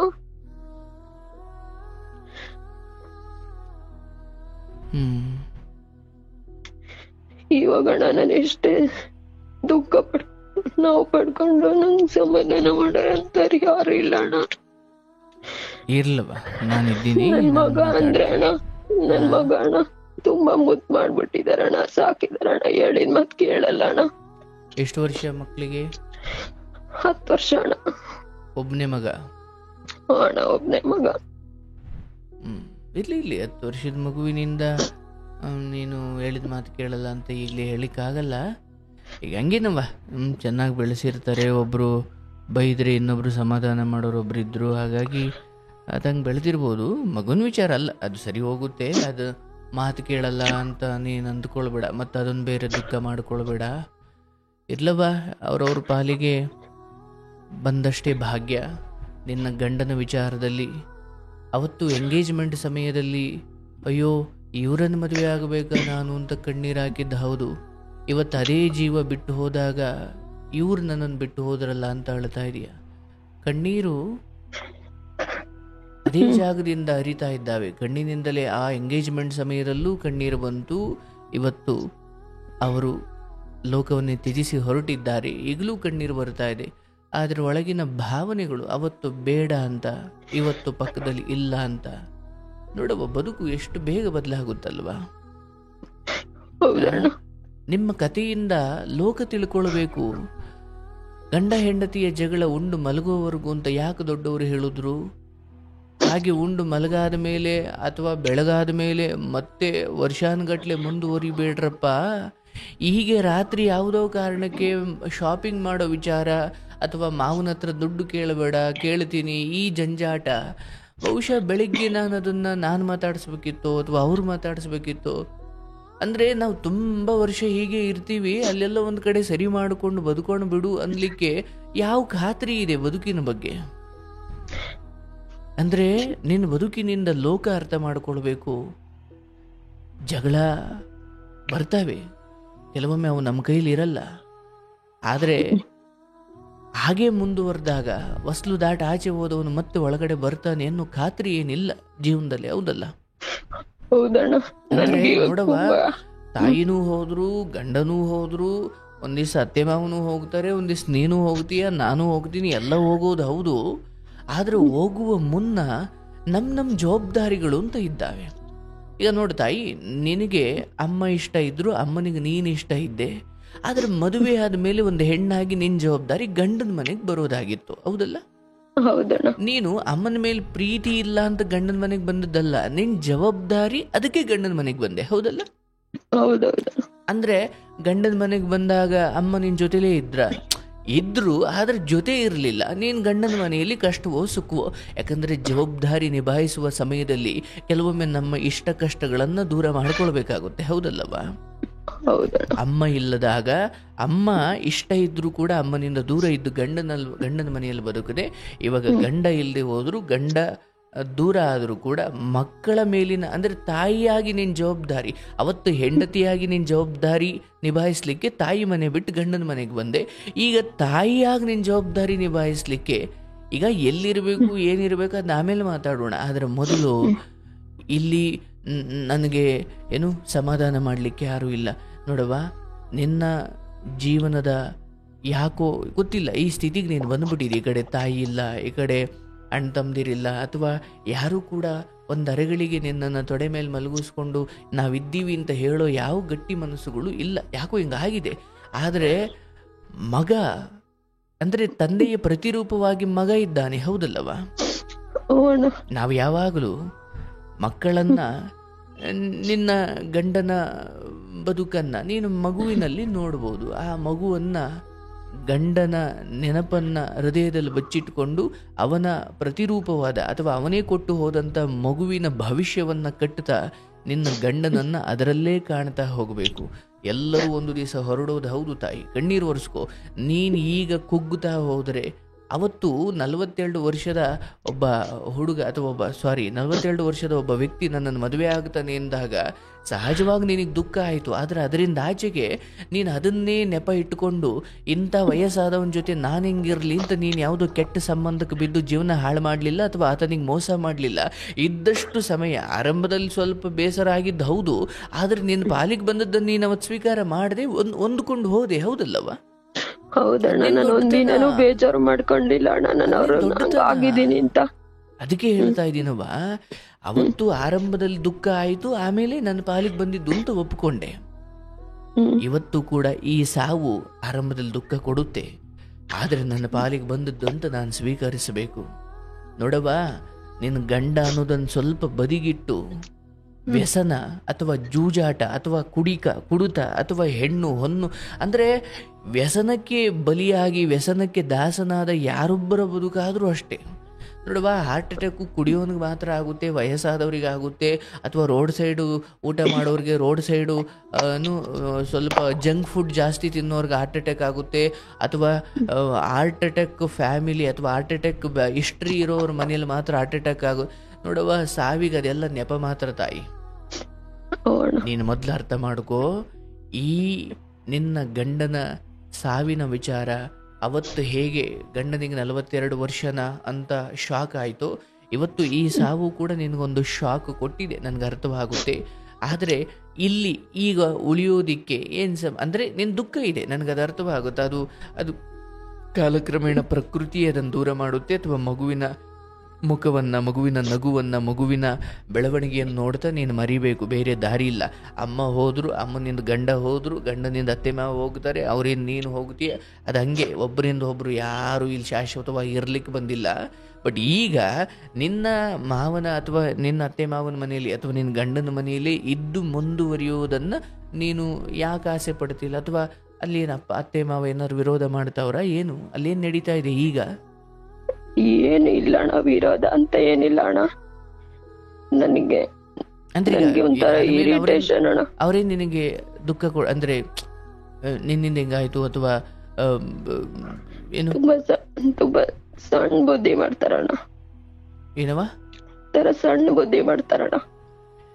ಆಯ್ತು, ಬಟ್ ಇಲ್ಲಿ ನಿನ್ನ ಗಂಡನ ತಮ್ಮ ಅವರೆಲ್ಲ ಗೌರವ ಅಂದ್ರೆ ಸಹಾಯ ಮಾಡ್ತಾರೆ ಅಂತಲ್ಲ, ಗೌರವಾನ್ವಿತವಾಗಿದ್ದಾರ?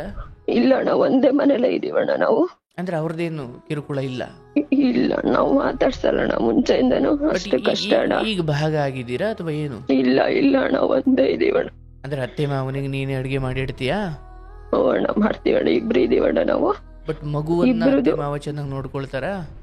ಅದೌದಣ್ಣ, ತುಂಬಾ ಚೆನ್ನಾಗಿ ನೋಡ್ಕೊಂತಾರಣ್ಣ, ಅದೇನಿಲ್ಲ ಅಣ್ಣ. ಈಗ ಅಂದ್ರೆ ತುಂಬಾ ಮುದ್ದು ಜಾಸ್ತಿ ಅಣ್ಣ.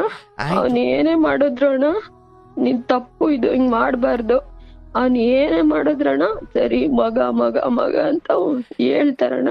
ಇಲ್ಲ, ಈಗ ನಾನು ಹೇಳೋ ತಾಯಿ ಅಣ್ಣ, ನಿನ್ನ ಗಂಡ ಕುಡ್ಕೊಂಡು ಬಂದಾಗ ಇನ್ನೊಬ್ರು ಮನೆ ಹೆಣ್ಮಗಳನ್ನ ಮದುವೆ ಆಗಿ ಬಂದು ಹಿಂಗೆ 42 ವರ್ಷಕ್ಕೆ ನಿನಗೆ ಹೆಣ್ಣು ಕೊಟ್ಟಿರೋದೇ ದೊಡ್ಡದು, ಅಂಥದ್ರಲ್ಲಿ ಇಂಥ ವ್ಯಸನ ಮಾಡಿಕೊಂಡು ಇಂಥ ಚಟಗಳು ಮಾಡಿಕೊಂಡು ಅವಳು ಬದುಕು ಯಾಕೆ ಹಾಳು ಮಾಡ್ತೀಯ ಅಂತ ಧೈರ್ಯವಾಗಿ ಹೇಳದ ತಂದೆ ತಾಯಿ ಅಂದರೆ ನಿನ್ನ ಮಗನ ಅಜ್ಜಿ ತಾತ.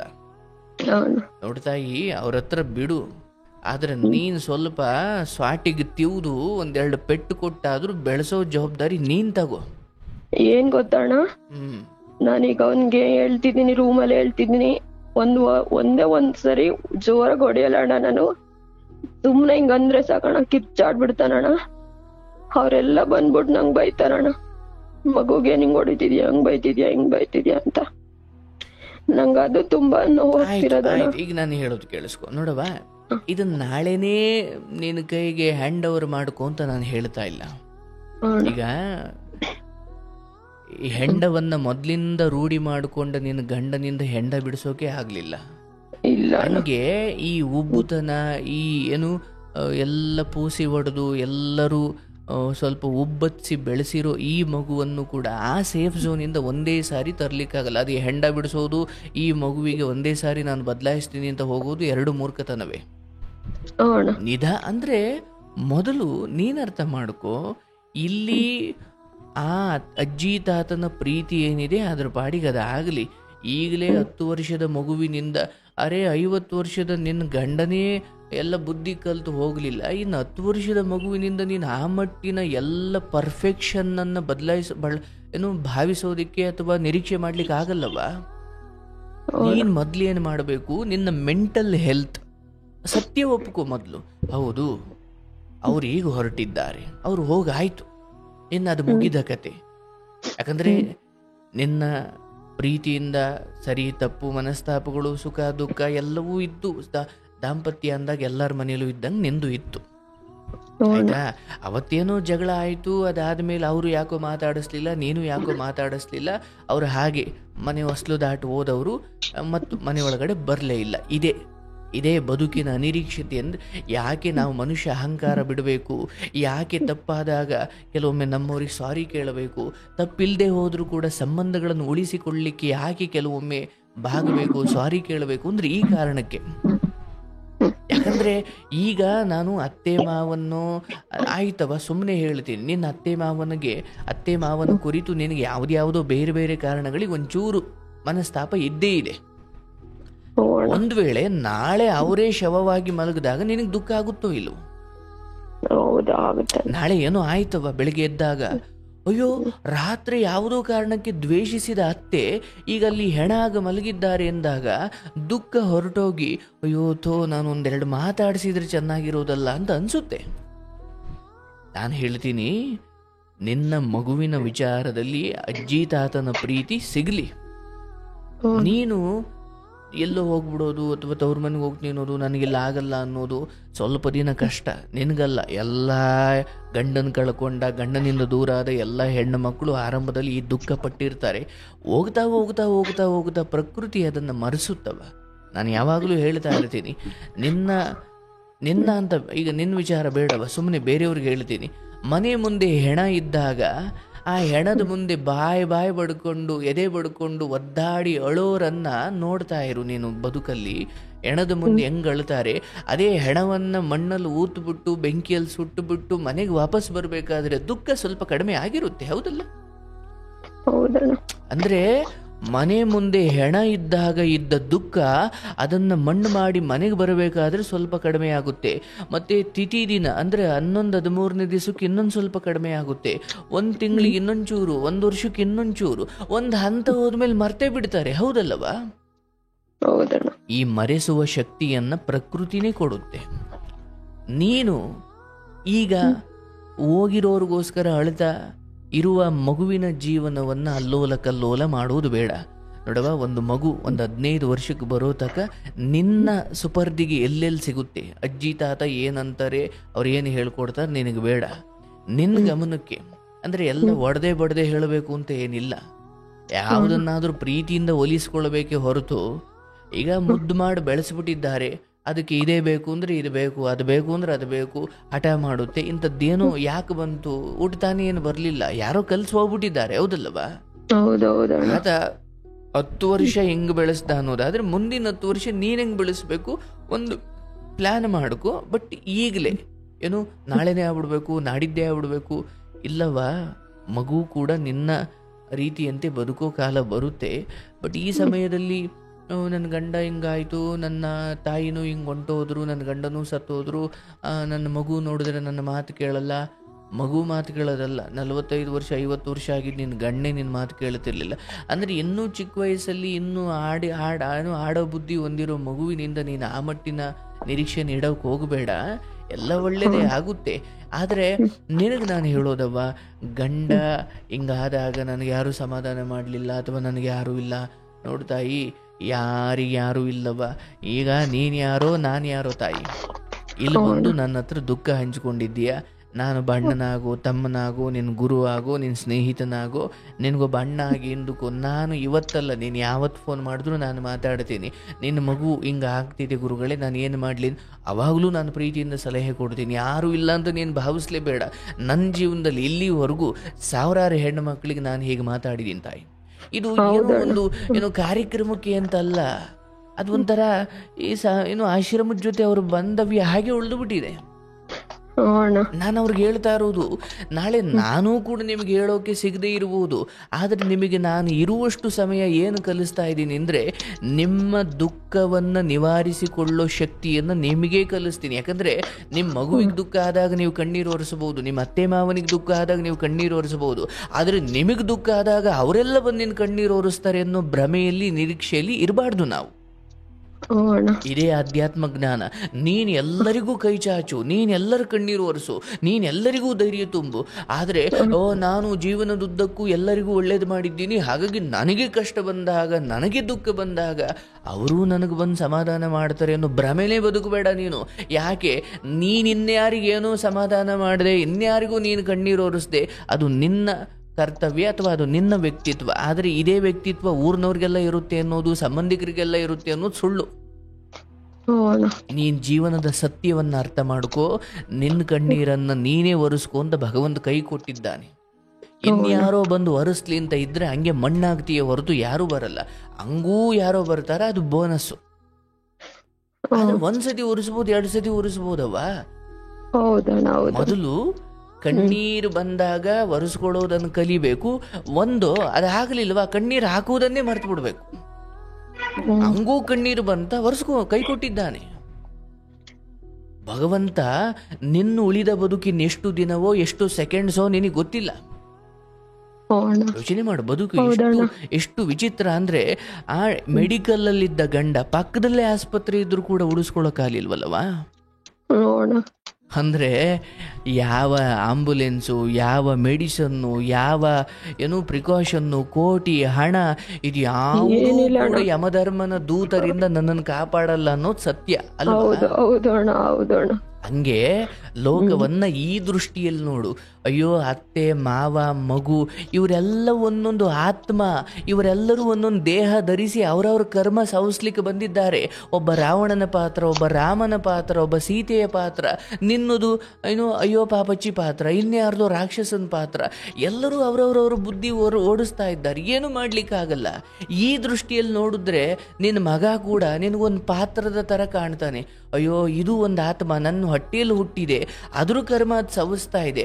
ನಾನು ಅದರ ಅಜ್ಞಾನವನ್ನು ದೂರ ಮಾಡ್ಲಿಕ್ಕೆ ಒಬ್ಬ ತಾಯಿಯಾಗಿ ಒಂಚೂರು ಪ್ರಯತ್ನ ಮಾಡ್ಬೋದೇ ಹೊರತು ಅದು ಹಿಂಗೇ ಇರುತ್ತೆ ಅನ್ನೋ ಭ್ರಮೇಲಿ ಬದುಕುವುದು ಬೇಡ. ತಪ್ಪು ಕಂಡಾಗ ತಿದ್ದು.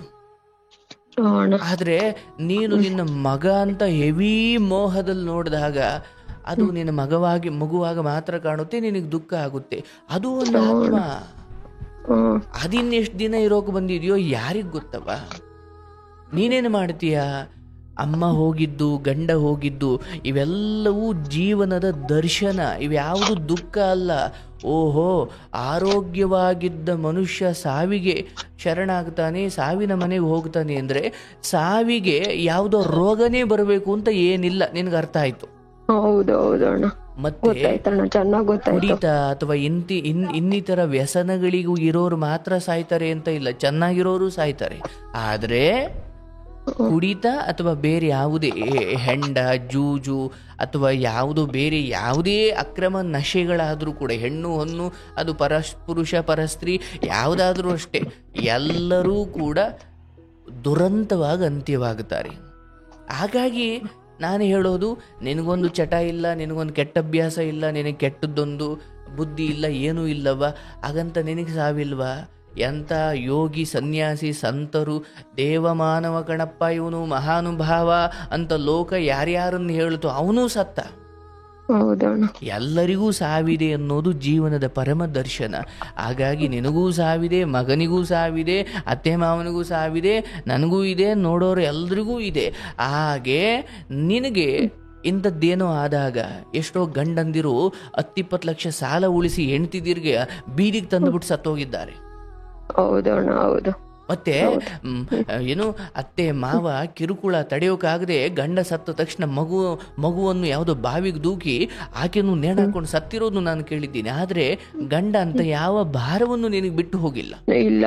ಗಂಡ ಬಿಟ್ಟು ಹೋಗಿಲ್ಲ ಅನ್ನೋದಕ್ಕಿಂತ ನಿನ್ನ ಯಾವುದೋ ಪುಣ್ಯವೋ ಏನೋ ಭಗವಂತ ನಿನ್ಗೆ ಆ ಸ್ಥಿತಿಗೆ ತಲುಪಿಸ್ಲಿಲ್ಲ.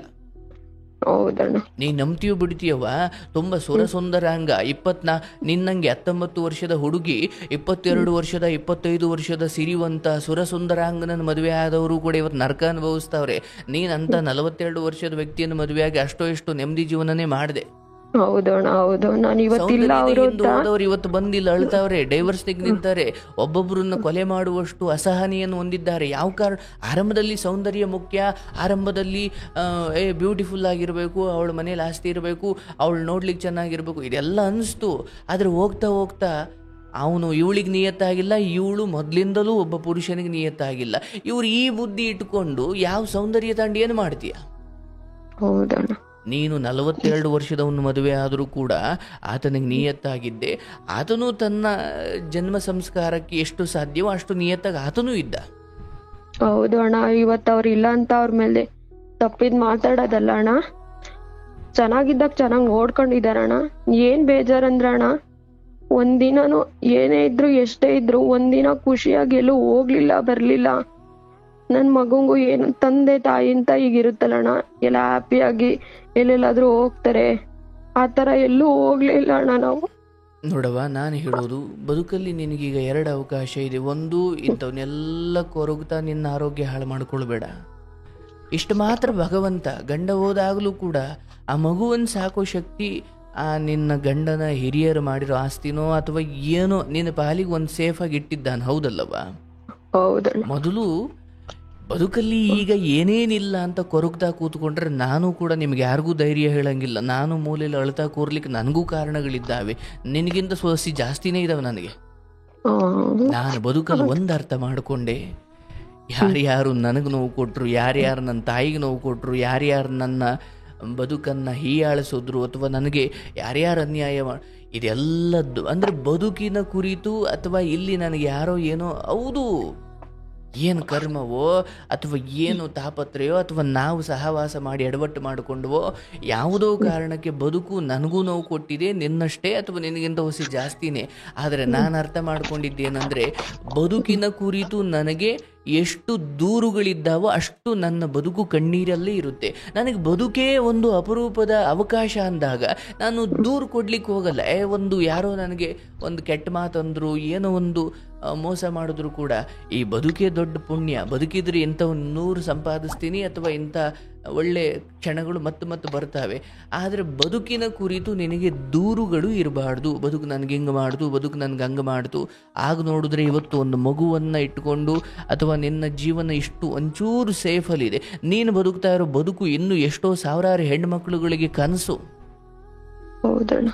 ಎಲ್ಲಿಯವರೆಗೂ ಇರುವ ಭಾಗ್ಯಗಳ ಕುರಿತು ನೀನು ದೇವರಿಗೆ ಧನ್ಯವಾದ ಹೇಳೋದಿಲ್ವೋ ಅಲ್ಲಿಯವರೆಗೂ ನಿನ್ನ ಬದುಕು ಯಾವುದೇ ರೀತಿಯಲ್ಲೂ ಪೂರ್ಣ ತೃಪ್ತಿ ಅಂತ ನಿನಗೆ ಅನಿಸೋದಿಲ್ಲ. ಯಾಕೆ? ಇಲ್ಲದೇ ಇರುವುದರ ಕುರಿತು ನೀನು ಕಂಪ್ಲೇಂಟ್ ಯಾರಿಗೆ ಹೇಳ್ತೀಯವ? ಅವನು ದೇವರು ಬಂದು ಉತ್ತರ ಕೊಡಲ್ಲ. ನೋಡವ, ನಿನ್ನ ಕರ್ಮಕ್ಕೆ ತಕ್ಕಂಗೆ ನಿನಗೆ ಏನೇನು ಕೊಡಬೇಕು ಕೊಟ್ಟಿದ್ದೀನಿ.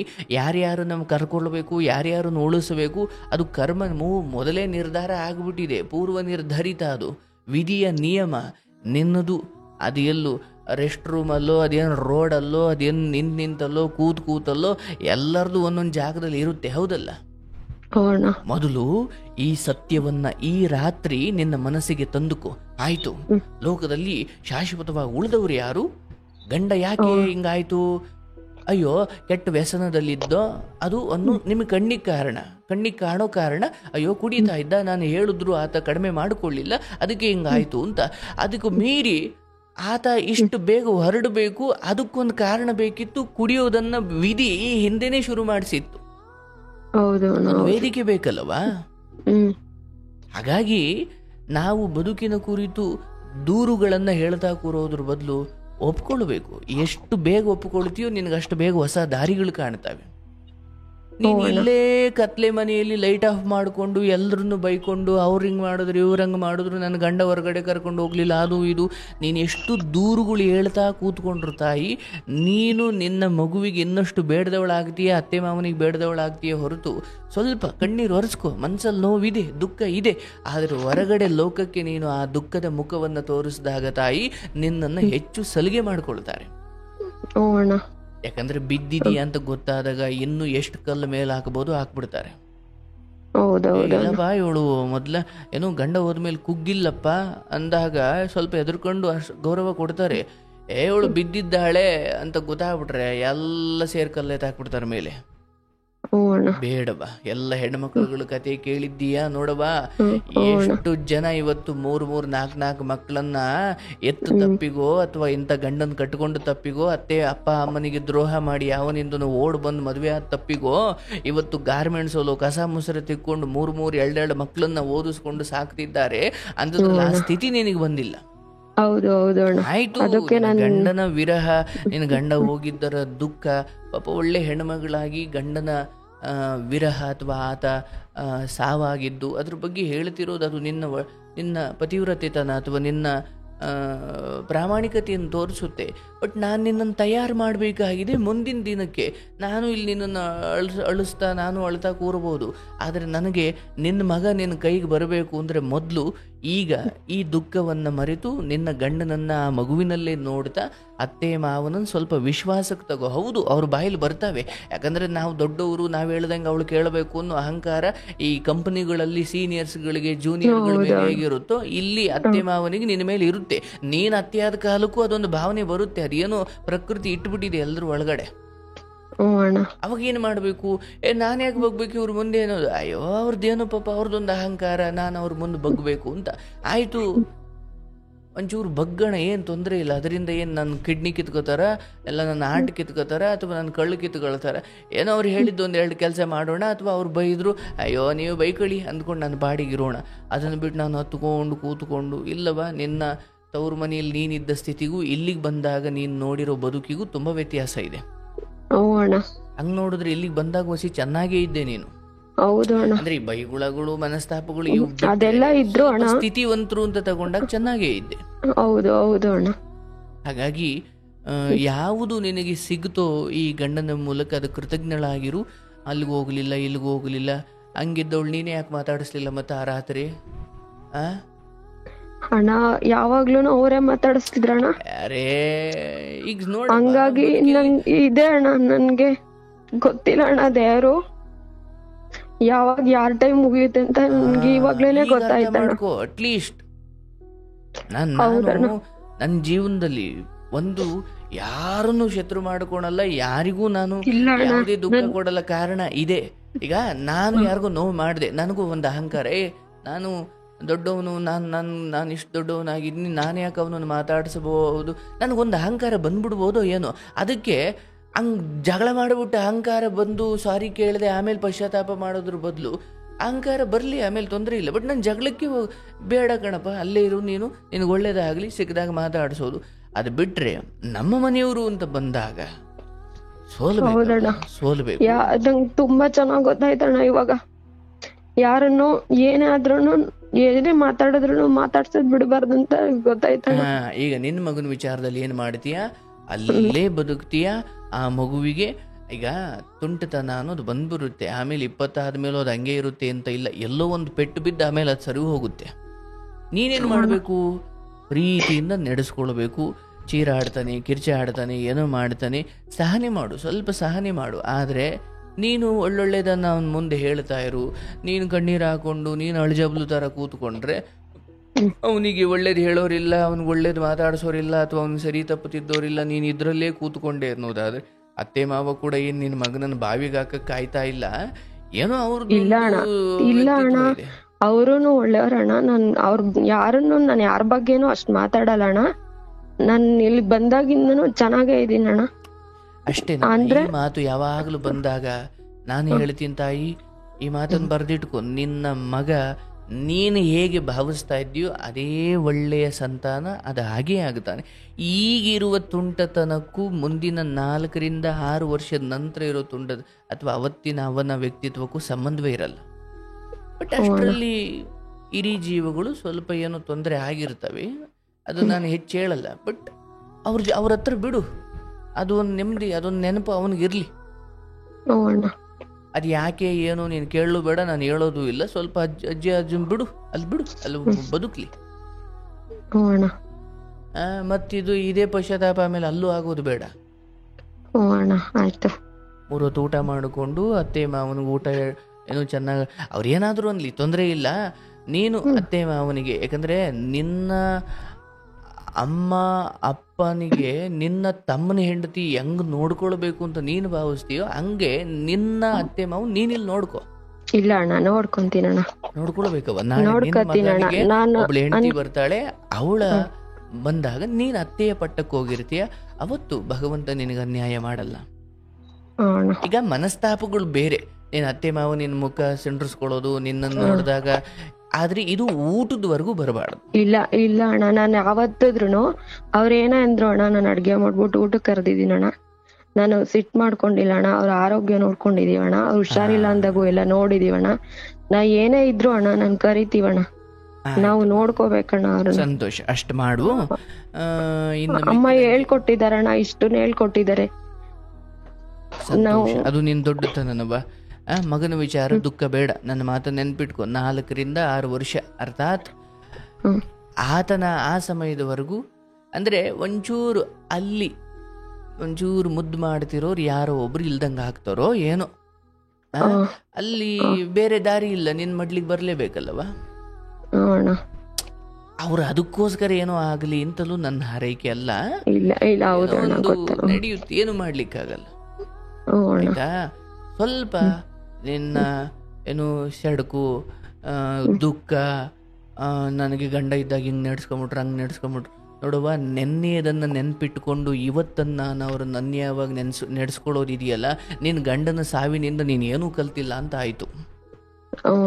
ಇವತ್ತಿಂದ ಯಾರು ಏನಂದ್ರು ಸೋಮನ ಅವ್ರ ಮುಖ ನೋಡಿ ನಗು. ಅಯ್ಯೋ ದಡ್ರ, ನನ್ನ ಗಂಡನ ಸಾವಿನಿಂದ ನಾನು ಕಲ್ತಿರೋ ಈ ಪಾಠ ಎಂಥದ್ದು ಅಂದರೆ, ನೀವು ನನಗೆ ಬಾಯಿಗೆ ಬಂದಂಗೆ ಬೈದ್ರು ಕೂಡ ನನಗೆ ನಿಮ್ಮ ಕುರಿತು ಕರುಣೆ ಇದೆ. ಯಾಕೆ, ನೀವು ನಾಳೆ ಏನಾದರೂ ಆಗಿ ಸತ್ತರೆ, ನಾಳೆ ನಾನು ಗಂಡ ಸತ್ತಾಗ ನಾನು ಪಶ್ಚಾತ್ತಾಪ ಪಟ್ಟಾಗ ಮತ್ತೆ ಆ ಪಶ್ಚಾತ್ತಾಪಕ್ಕೆ ಹೋಗ್ಲಿಕ್ಕೆ ನಾನು ಇಷ್ಟಪಡಲ್ಲ.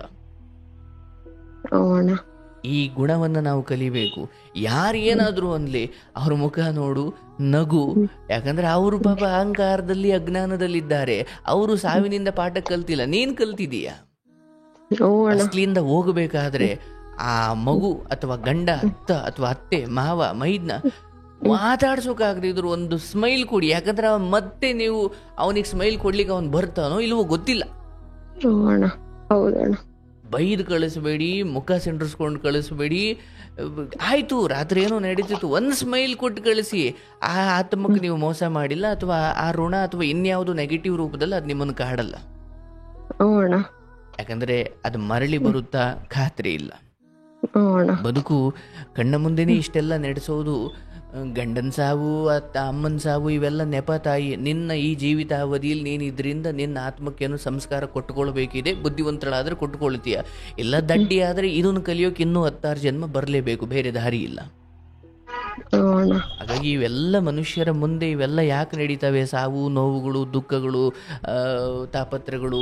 ಅಪ್ಪ ಇದರಿಂದ ಕಲಿಯೋ, ಒಂಚೂರು ಮುಕ್ತಿಯ ಕಡೆ ಹೋಗೋ, ಬರೀ ಯಾಕೆ ಹುಟ್ಟು ಸಾವಿನ ಚಕ್ರದಲ್ಲಿ ಒದ್ದಾಡ್ತೀಯ ಅನ್ನೋ ಕಾರಣಕ್ಕೆ ಗುರುವಿನಿಂದ ಕಲಿಸೋಕಾಗದೇ ಇದ್ದಾಗ ಇಂಥ ಘಟನೆಗಳಿಂದಲಾದ್ರೂ ಕಲಿಯೋ ದಡ್ಡ ಅಂತ ನಡೆಸ್ತಾನೆ, ಕಣ್ಣ ಮುಂದೆ ಇಂಥವೆಲ್ಲ ನಡೆಯೋಕೆ ಮಾಡ್ತಾನೆ. ಆದರೆ ನಾವು ಅಯ್ಯೋ ನನ್ನವನು ಹೋಗ್ಬಿಟ್ನಲ್ಲ ಅನ್ನೋ ದುಃಖದಲ್ಲಿ ಮುಳುಗಿ ಅದರಿಂದ ಪಾಠವನ್ನು ಕಲಿಯೋದೇ ಮರ್ತು ಬಿಡ್ತೀವಿ. ಹೌದಣ್ಣ ಹೌದು. ಅದಕ್ಕೆ ಕಾಲಿಗೆ ಯಾವಾಗೆಲ್ಲ ಮುಳ್ಳು ಚುಚ್ಚುತ್ತೆ ಆಗ ಆ ಮುಳ್ಳನ್ನು ಬೈತಾ ಕೂರೋದ್ರ ಬದಲು ಚಪ್ಪಲಿ ಹಾಕೊಂಡು ಬರಬೇಕಿತ್ತು. ಅದು ನನ್ನ ತಪ್ಪು ಚಪ್ಪಲಿ ಹಾಕದೇ ಇರೋದು, ಅಥವಾ ಚಪ್ಪಲಿ ಹಾಕದೇ ಹೋದರೆ ಮುಳ್ಳು ಚುಚ್ಚುತ್ತೆ, ಇದು ನನ್ನ ಆತ್ಮಕ್ಕೆ ನನ್ನ ಅಂತರಂಗ ಕೊಟ್ಕೊಳ್ಬೇಕಾದ ಜ್ಞಾನವೇ ಹೊರತು ಇಡೀ ಎಷ್ಟೋ ಜನ ಮುಳ್ಳನ್ನು ಬೈಕೊಳ್ತಾ ಅಥವಾ ದಾರಿ ಬೈಕೊಳ್ತಾನೆ ಕೂತು ಬಿಡ್ತಾರೆ, ಅವ್ರ ಅಜ್ಞಾನಿಗಳು. ಸೊ ಇಲ್ಲಾದ ತಪ್ಪು ಮುಂದಾಗದಂಗೆ ನೋಡ್ಕೊಳ್ಳೋದೆ ಇದರಿಂದ ಕಲಿಯೋ ಪಾಠ. ಆಗ್ಲವಾ ನಿನಗೆ ಒಳ್ಳೇದಾಗಲಿ. ನಾನು ಇಷ್ಟು ಮಾತ್ರ ಹೇಳ್ತೀನಿ ತಾಯಿ, ಈ ನಂಬರ್ ಸೇವ್ ಮಾಡ್ಕೊ, ಒಬ್ಬ ಅಣ್ಣ ಇದ್ದಾನೆ ಅಂತ ಭಾವಿಸ್ಕೊ. ನಿನಗೆ ಯಾವತ್ತು ದುಃಖ ಅನ್ಸುತ್ತೆ ಅವತ್ತು ಕರೆ ಮಾಡು, ಮಾತನಾಡು. ನಿನಗೆ ನಾನು ನೀನ್ ಏನ್ ತವ್ರ ಮನೆ ಅಂದ್ಕೊಳ್ತೀವಿ, ಆಶ್ರಮ ಯಾವಾಗ್ಲೂ ಇದ್ದೇ ಇದೆಯವ. ನನ್ಗೆ ಮಾತಾಗ್ಲೇ ಪಾಪ ಬರ್ತು, ನೀನು ಮಾತಾಡು, ಯಾವಾಗಾದ್ರೂ ಮಾತಾಡು, ಕರೆ ಮಾಡು. ಆದ್ರೆ ಯಾರು ಇಲ್ಲ ಅನ್ನೋ ಭಾವನೆಯಲ್ಲಿ ಏನೇನೋ ಯೋಚನೆ ಮಾಡ್ಕೊಂಡು ಕೂತ್ಕೊಳ್ಳೋದು ಏನಿಲ್ಲವ. ತುಂಬಾ ಜನ ನಿಂತರ ನೊಂದಿರೋರು ಈ ಲೋಕದಲ್ಲಿ ಇದ್ದಾರೆ. ಅದನ್ನ ಕೇಳಾದ್ರೆ ಸಮಾಧಾನ ಮಾಡ್ಕೊಳ್ಳಿ ಅಂತಲೇ ಈ ಕಾರ್ಯಕ್ರಮ ಮಾಡ್ತಾ ಇರೋದು. ಹೌದಣ್ಣ, ಕೇಳ್ತಿರ್ತೀನಣ್ಣ. ನನ್ ದಿನ ಒಂದ್ 2 ಎಪಿಸೋಡ್ ಆದ್ರೂ ಕೇಳ್ತಿರ್ತೀನಣ್ಣ. ಅಷ್ಟೇ ಸ್ವಲ್ಪ ಸಮಾಧಾನ ಆಗ್ತಿದಣ್ಣ. ನನ್ ಹಿಂಗ್ ನೋವಲ್ಲಿರೋದ್ರಿಂದ ನಾನು ಅದನ್ನೇ ಹಾಕೊಂಡ್ ಕೂತಿರ್ತೀನಣ್ಣ. ನಂಗ್ ನಿದ್ದೆ ಬಂದಿಲ್ಲ ಅಂದ್ರೂ ನಾನು ಅದೇ ಹಾಕೊಂಡ್ ಕೇಳ್ತಾನೆ ಇರ್ತೀನಣ್ಣ. ಕೇಳ್ತಾ ಹಂಗೆ ನಿದ್ದೆ ಹೋಗ್ಬಿಡ್ತೀನಣ್ಣ ನಾನು. ನನ್ಗೆ ನಿಮ್ ವಾಯ್ಸ್ ಕೇಳಿದ್ರೇನೆ ಒಂಥರ ಸಮಾಧಾನ ಅಣ್ಣ. ಇರ್ಲವ, ಬಹಳ ಬಹಳ ಸಂತೋಷ ನಿಮಗೆ ನಮ್ಮ ಈ ವಿಚಾರಗಳಿಗೆ ಅಷ್ಟು ದೊಡ್ಡ ಸ್ಥಾನ ಕೊಟ್ಟಿದ್ದೀರಿ. ನಾನು ಹೇಳೋದು ನೋಡಿ, ಈ ಸಾವು ನೋವುಗಳು, ಈ ಕಷ್ಟಗಳು, ಇದು ಯಾವುದು ಬರೆದೇ ಹೋದ್ರೆ ಬಹುಶಃ ನೀವು ಇಲ್ಲಿಗೆ ಬರ್ತಾನೆ ಇರಲಿಲ್ಲ. ಹಂಗಂದ್ರೆ ಒಳ್ಳೇದು ಅಂತ ಹೇಳ್ತಾ ಇಲ್ಲ. ಎಲ್ಲದಕ್ಕೂ ಅಂದ್ರೆ ಬದುಕಲ್ಲಿ ನಡೆಯೋ ಎಲ್ಲ ಕೆಟ್ಟದ್ರಲ್ಲೂ ಒಂದೊಳ್ಳೆ ಅಂಶ ಇರುತ್ತಂತೆ. ಆದ್ರೆ ಮನುಷ್ಯ ಅದನ್ನು ಗಮನಿಸ್ಬೇಕಷ್ಟೆ. ಅದನ್ನೇ ದೊಡ್ಡವರು ಹೇಳಿದ್ರು, ಆಗೋದಿಲ್ಲ ಒಳ್ಳೇದಕ್ಕೆ ಅಂತ. ಏನೇ ಕೆಟ್ಟದ್ ನಡೆದ್ರು ಒಂಚೂರು ಗಮನಿಸಿ ನೋಡಿದ್ರೆ ಅದರಲ್ಲಿ ಕಿಂಚಿತ್ ಏನೋ ಒಂದು ಒಳ್ಳೇದ ಅಂಶ ಇರುತ್ತಂತೆ. ಹಂಗೆ ಇವೆಲ್ಲ ಯಾಕೆ ನಡೀತು, ಯಾಕೆ ನನ್ನಲ್ಲಿರೋ ಅಹಂಕಾರ, ನನ್ನಲ್ಲಿರೋ ಏನೇನೋ ಬೇರೆ ಬೇರೆ ಆಲೋಚನೆಗಳು ಎಲ್ಲ ದೂರವಾಗಿ, ಅಯ್ಯೋ ಬದುಕು ಇಷ್ಟೇನಾ, ಊಟ ತಗೊಂಡು ಬರ್ತೀನಿ, ಅಥವಾ ಬಹುಶಃ ನಿಂತಿಗೆ ಹೇಳದೇ ಇದ್ರು ಅಪ್ಪ ಅಮ್ಮಂಗಾದ್ರು ಹೇಳಿರ್ಬೋದಲ್ವಾ, ನಾನು ಹಿಂಗೆ ಹೋಗಿ ಬರ್ತೀನಿ ಅಂತ. ಅಥವಾ ಆ ಮಗುವಿಗೆ ಕೊಟ್ಟ ಮುತ್ತಿನಲ್ಲಿ ಆ ಅರ್ಥ ಇತ್ತೋ ಏನೋ. ಹೌದಣ್ಣ ಹೌದು. ಅದಕ್ಕೆ ಇವೆಲ್ಲವೂ ಅಯ್ಯೋ ಹೊಸ್ಲು ದಾಟ ಆಚೆ ಹೋದವನು ಬರಲ್ಲ ಅನ್ನೋ ಇಷ್ಟು ಅನಿರೀಕ್ಷಿತ ಬದುಕಲ್ಲಿ ನಾನೇನು 700-800 ವರ್ಷ ಬದುಕ್ತೀನಿ ಅನ್ನೋ ಅಷ್ಟು ಅಹಂಕಾರದಲ್ಲಿ ಯಾರ್ಯಾರನ್ನೋ ದ್ವೇಷ ಮಾಡಿಕೊಂಡು ಯಾರ್ಯಾರ ವಿರುದ್ಧನೂ ಸೇಡು ತೀರಿಸ್ಕೊಳ್ಳೋಕೆ ಏನೇನೋ ಒದ್ದಾಡ್ತಿದ್ದೀನಲ್ಲಪ್ಪ. ಅಯ್ಯೋಯ್ಯೋ, ಇದು ಯಾರ ಮೇಲೂ ಸೇಡು ತೀರಿಸ್ಕೊಳ್ಳೋಷ್ಟು ದೊಡ್ಡ ಜೀವನ ಇದಲ್ಲ. ಹಾಗಾಗಿ ನಮ್ಮ ಪಾಲಿನ ಈ ಸಂಜೆ ನಮ್ಮ ಪಾಲಿಗೆ ಸಿಕ್ಕಿರುವ ಅದ್ಭುತ ಅವಕಾಶ. ನಾಳೆ ಬೆಳಿಗ್ಗೆ ಅದು ಭವಿಷ್ಯ, ಅದು ನಮ್ಮ ಕೈಲಿಲ್ಲ. ಮತ್ತೆ ಇವತ್ತಿನ ಮಧ್ಯಾಹ್ನ ಅದು ಭೂತಕಾಲ, ಅದು ಆಲ್ರೆಡಿ ಹೋಗಾಯ್ತು. ಈಗ ಮಲಗಿದ್ದೀವಿ, ಈಗ ಕೂತಿದ್ದೀವಿ, ಈ ಕಾರ್ಯಕ್ರಮ ಕೇಳ್ತಿದ್ದೀವಿ, ಅಕ್ಕಪಕ್ಕ ನಿಮ್ಮವರು, ನಿಮ್ಮ ಅತ್ತೆ ಮಾವ, ಮಗು ಇದೆ ಇವರೆಲ್ಲ ಇದ್ದಾರೆ, ಇದೇ ಸತ್ಯ. ಮರುಕ್ಷಣ ಏನೋ ಗೊತ್ತಿಲ್ಲ. ಹಾಗಾಗಿ ನಿರಾಳಳಾಗು. ಭಗವಂತನಿಂದಲೇ ಬಂದಿದ್ದೀಯಾ. ಇಲ್ಲಿ ಹೆಂಡತಿ ಅನ್ನೋ ಪಾತ್ರ, ಮಗಳು ಅನ್ನೋ ಪಾತ್ರ, ಅಥವಾ ತಾಯಿ ಅನ್ನೋ ಪಾತ್ರ, ಮುಂದೆ ಅತ್ತೆ ಅನ್ನೋ ಪಾತ್ರ, ಏನೋ ಒಂದು 4-5 ಪಾತ್ರ ಮಾಡ್ತೀಯ, ಮತ್ತೆ ಎಲ್ಲಿಂದ ಬಂದು ಅಲ್ಲಿಗೆ ಹೋಗ್ತೀಯ, ಅದೇ ಸತ್ಯ. ಆದರೆ ಇಲ್ಲಿರುವಷ್ಟು ಸಮಯ ಎಲ್ಲವನ್ನ ನಿಭಾಯಿಸು, ಯಾವುದಕ್ಕೂ ಅಂಟುಕೊಳ್ಬೇಡ. ಅಮ್ಮ ಹೋಗ್ಬೇಕಾದ್ರೆ ಮಗಳೇ ನಾನು ಹೋಯ್ತಿದ್ದೀನಿ ಅಂತ ಫೋನ್ ಮಾಡಿ ಹೋದ್ರ, ಗಂಡ ಹೋಗ್ಬೇಕಾದ್ರೆ ಏನೇ ನಾನು ಹೋಯ್ತಾ ಇದ್ದೀನಿ ಕಣೆ ಅಂದ್ರೆ, ಆ ಸಮಯ ಬಂದಾಗ ಇಲ್ಲಿನ ಸಂಬಂಧಗಳು ಪಾತ್ರಗಳಷ್ಟೇ, ಸಂಬಂಧಗಳಲ್ವೇ ಅಲ್ಲ. ಸತ್ತು ಸ್ವರ್ಗ ಸೇರಿರೋ ಅವರಿಗೆ ಇದು ಯಾವುದೂ ಗೊತ್ತಿಲ್ಲ. ಆದ್ರೆ ಬದುಕಿರೋ ನಮಗೆ ಅದನ್ನ ನೆನ್ಸ್ಕೊಂಡು ಅಳ್ತೀವಿ. ಯಾಕೆ? ಬದುಕಿರೋದ್ರಿಂದಲೇ ಅದು. ಆಗ್ಲಿ, ಇರೋ ಅತ್ತೆ ಮಾವನ್ ನೋಡ್ಕೊ. ಗಂಡನಷ್ಟು ಪಶ್ಚಾತ್ತಾಪ ಅವ್ರ ಮೇಲೆ ನಾಳೆ ದಿನ ಆಗುವುದು ಬೇಡ. ಅಯ್ಯೋ ನೋಡ್ಕೊಳ್ಳಿಲ್ವಲ್ಲಪ್ಪ, ಬರೀ ಜೀವನ ಪೂರ್ತಿ ಗಂಡನ ಸಾವಿನ ನೋವಲ್ಲೇ ಕಳೆದ್ಬಿಟ್ಟೆ, ಅವ್ರಿಗೊಂದ್ ದಿವಸ ಏನು ಅದು ಉಣ್ಣು ಮಾವ ತಿನ್ನು ಮಾವ ಅಂತ ಹೇಳಲಿಲ್ವಲ್ಲ ಅನ್ನೋ ದುಃಖ ನಾಳೆ ದಿನ ಕಾಡೋದು ಬೇಡ. ನಾನು ನಿನ್ನ ಬಹಳ ಗೌರವಿಸ್ತೀನವ. ಅವತ್ತು ಮನೇಲಿ ಬಡತನ ಇತ್ತು, ಏನೋ ಒಂದು ಕಾರಣಕ್ಕೆ 43-42 ವರ್ಷದ ಒಬ್ಬ ವ್ಯಕ್ತಿನ ಮದುವೆ ಆಗಬೇಕಾದ್ರೆ ನಿನ್ನ ಹೃದಯ ಏನು ನೊಂದಿರ್ಬೇಕಲ್ಲ, ಆಗಿರುತ್ತೆ, ಏನೋ ನೋವು ಆಗಿರುತ್ತೆ. ಆದರೆ ಆ ಮನೆಯಲ್ಲಿ ಅಮ್ಮ ಇನ್ನು ಮುಂದೆ ನೀನಾದ್ರೂ ಚೆನ್ನಾಗಿರು, ನಾನು ಹೇಗೋ ಅಲ್ಲ ಬದುಕ್ತೀನಿ, ಆಗೇನು ನೋವು ನುಂಗಿರ್ಬೇಕಲ್ಲ ನೀನು. ಎಲ್ಲದರ ನಡುವೆ ಆತ ವಯಸ್ಸಲ್ಲಿ ಏನೋ ಸ್ವಲ್ಪ ದೊಡ್ಡವನಿದ್ದ, ಏನೋ ಅವನ ಬದುಕಲ್ಲಿ ನಡೆದಿತ್ತು, ಆದ್ರೆ ಅಷ್ಟೋ ಇಷ್ಟೋ ನೆಮ್ಮದಿಯಾಗಿ ನೋಡ್ಕೊಂಡ ಅಲ್ವಾ. ಹ್ಞೂ ಅಣ್ಣ. ಆಯ್ತು, ಒಳ್ಳೇದಾಗ್ಲಿ, ಶುಭವಾಗ್ಲಿ. ಹ್ಞೂ ಈ ಅಣ್ಣ. ನಂಬರ್ ಸೇವ್ ಮಾಡ್ಕೊಂಡಿರು. ಯಾವತ್ತೂ ಹ್ಞೂ ದುಃಖ ಅಣ್ಣ. ಅನ್ಸುತ್ತೆ ನೀನ್ ಕರೆ ಮಾಡಿ ಮಾತಾಡವ. ನಿನ್ಗೆ ಒಳ್ಳೇದಾಗ್ಲಿ. ಹ್ಞೂ ಹ್ಞೂ ಅಣ್ಣ, ಶುಭ. ಧನ್ಯವಾದ ಅಣ್ಣ. ಹ್ಞೂ ಅಣ್ಣ.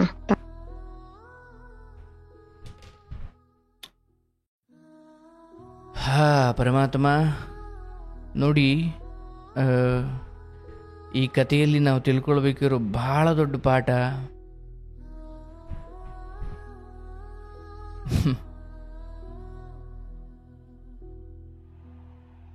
ಸಾವು.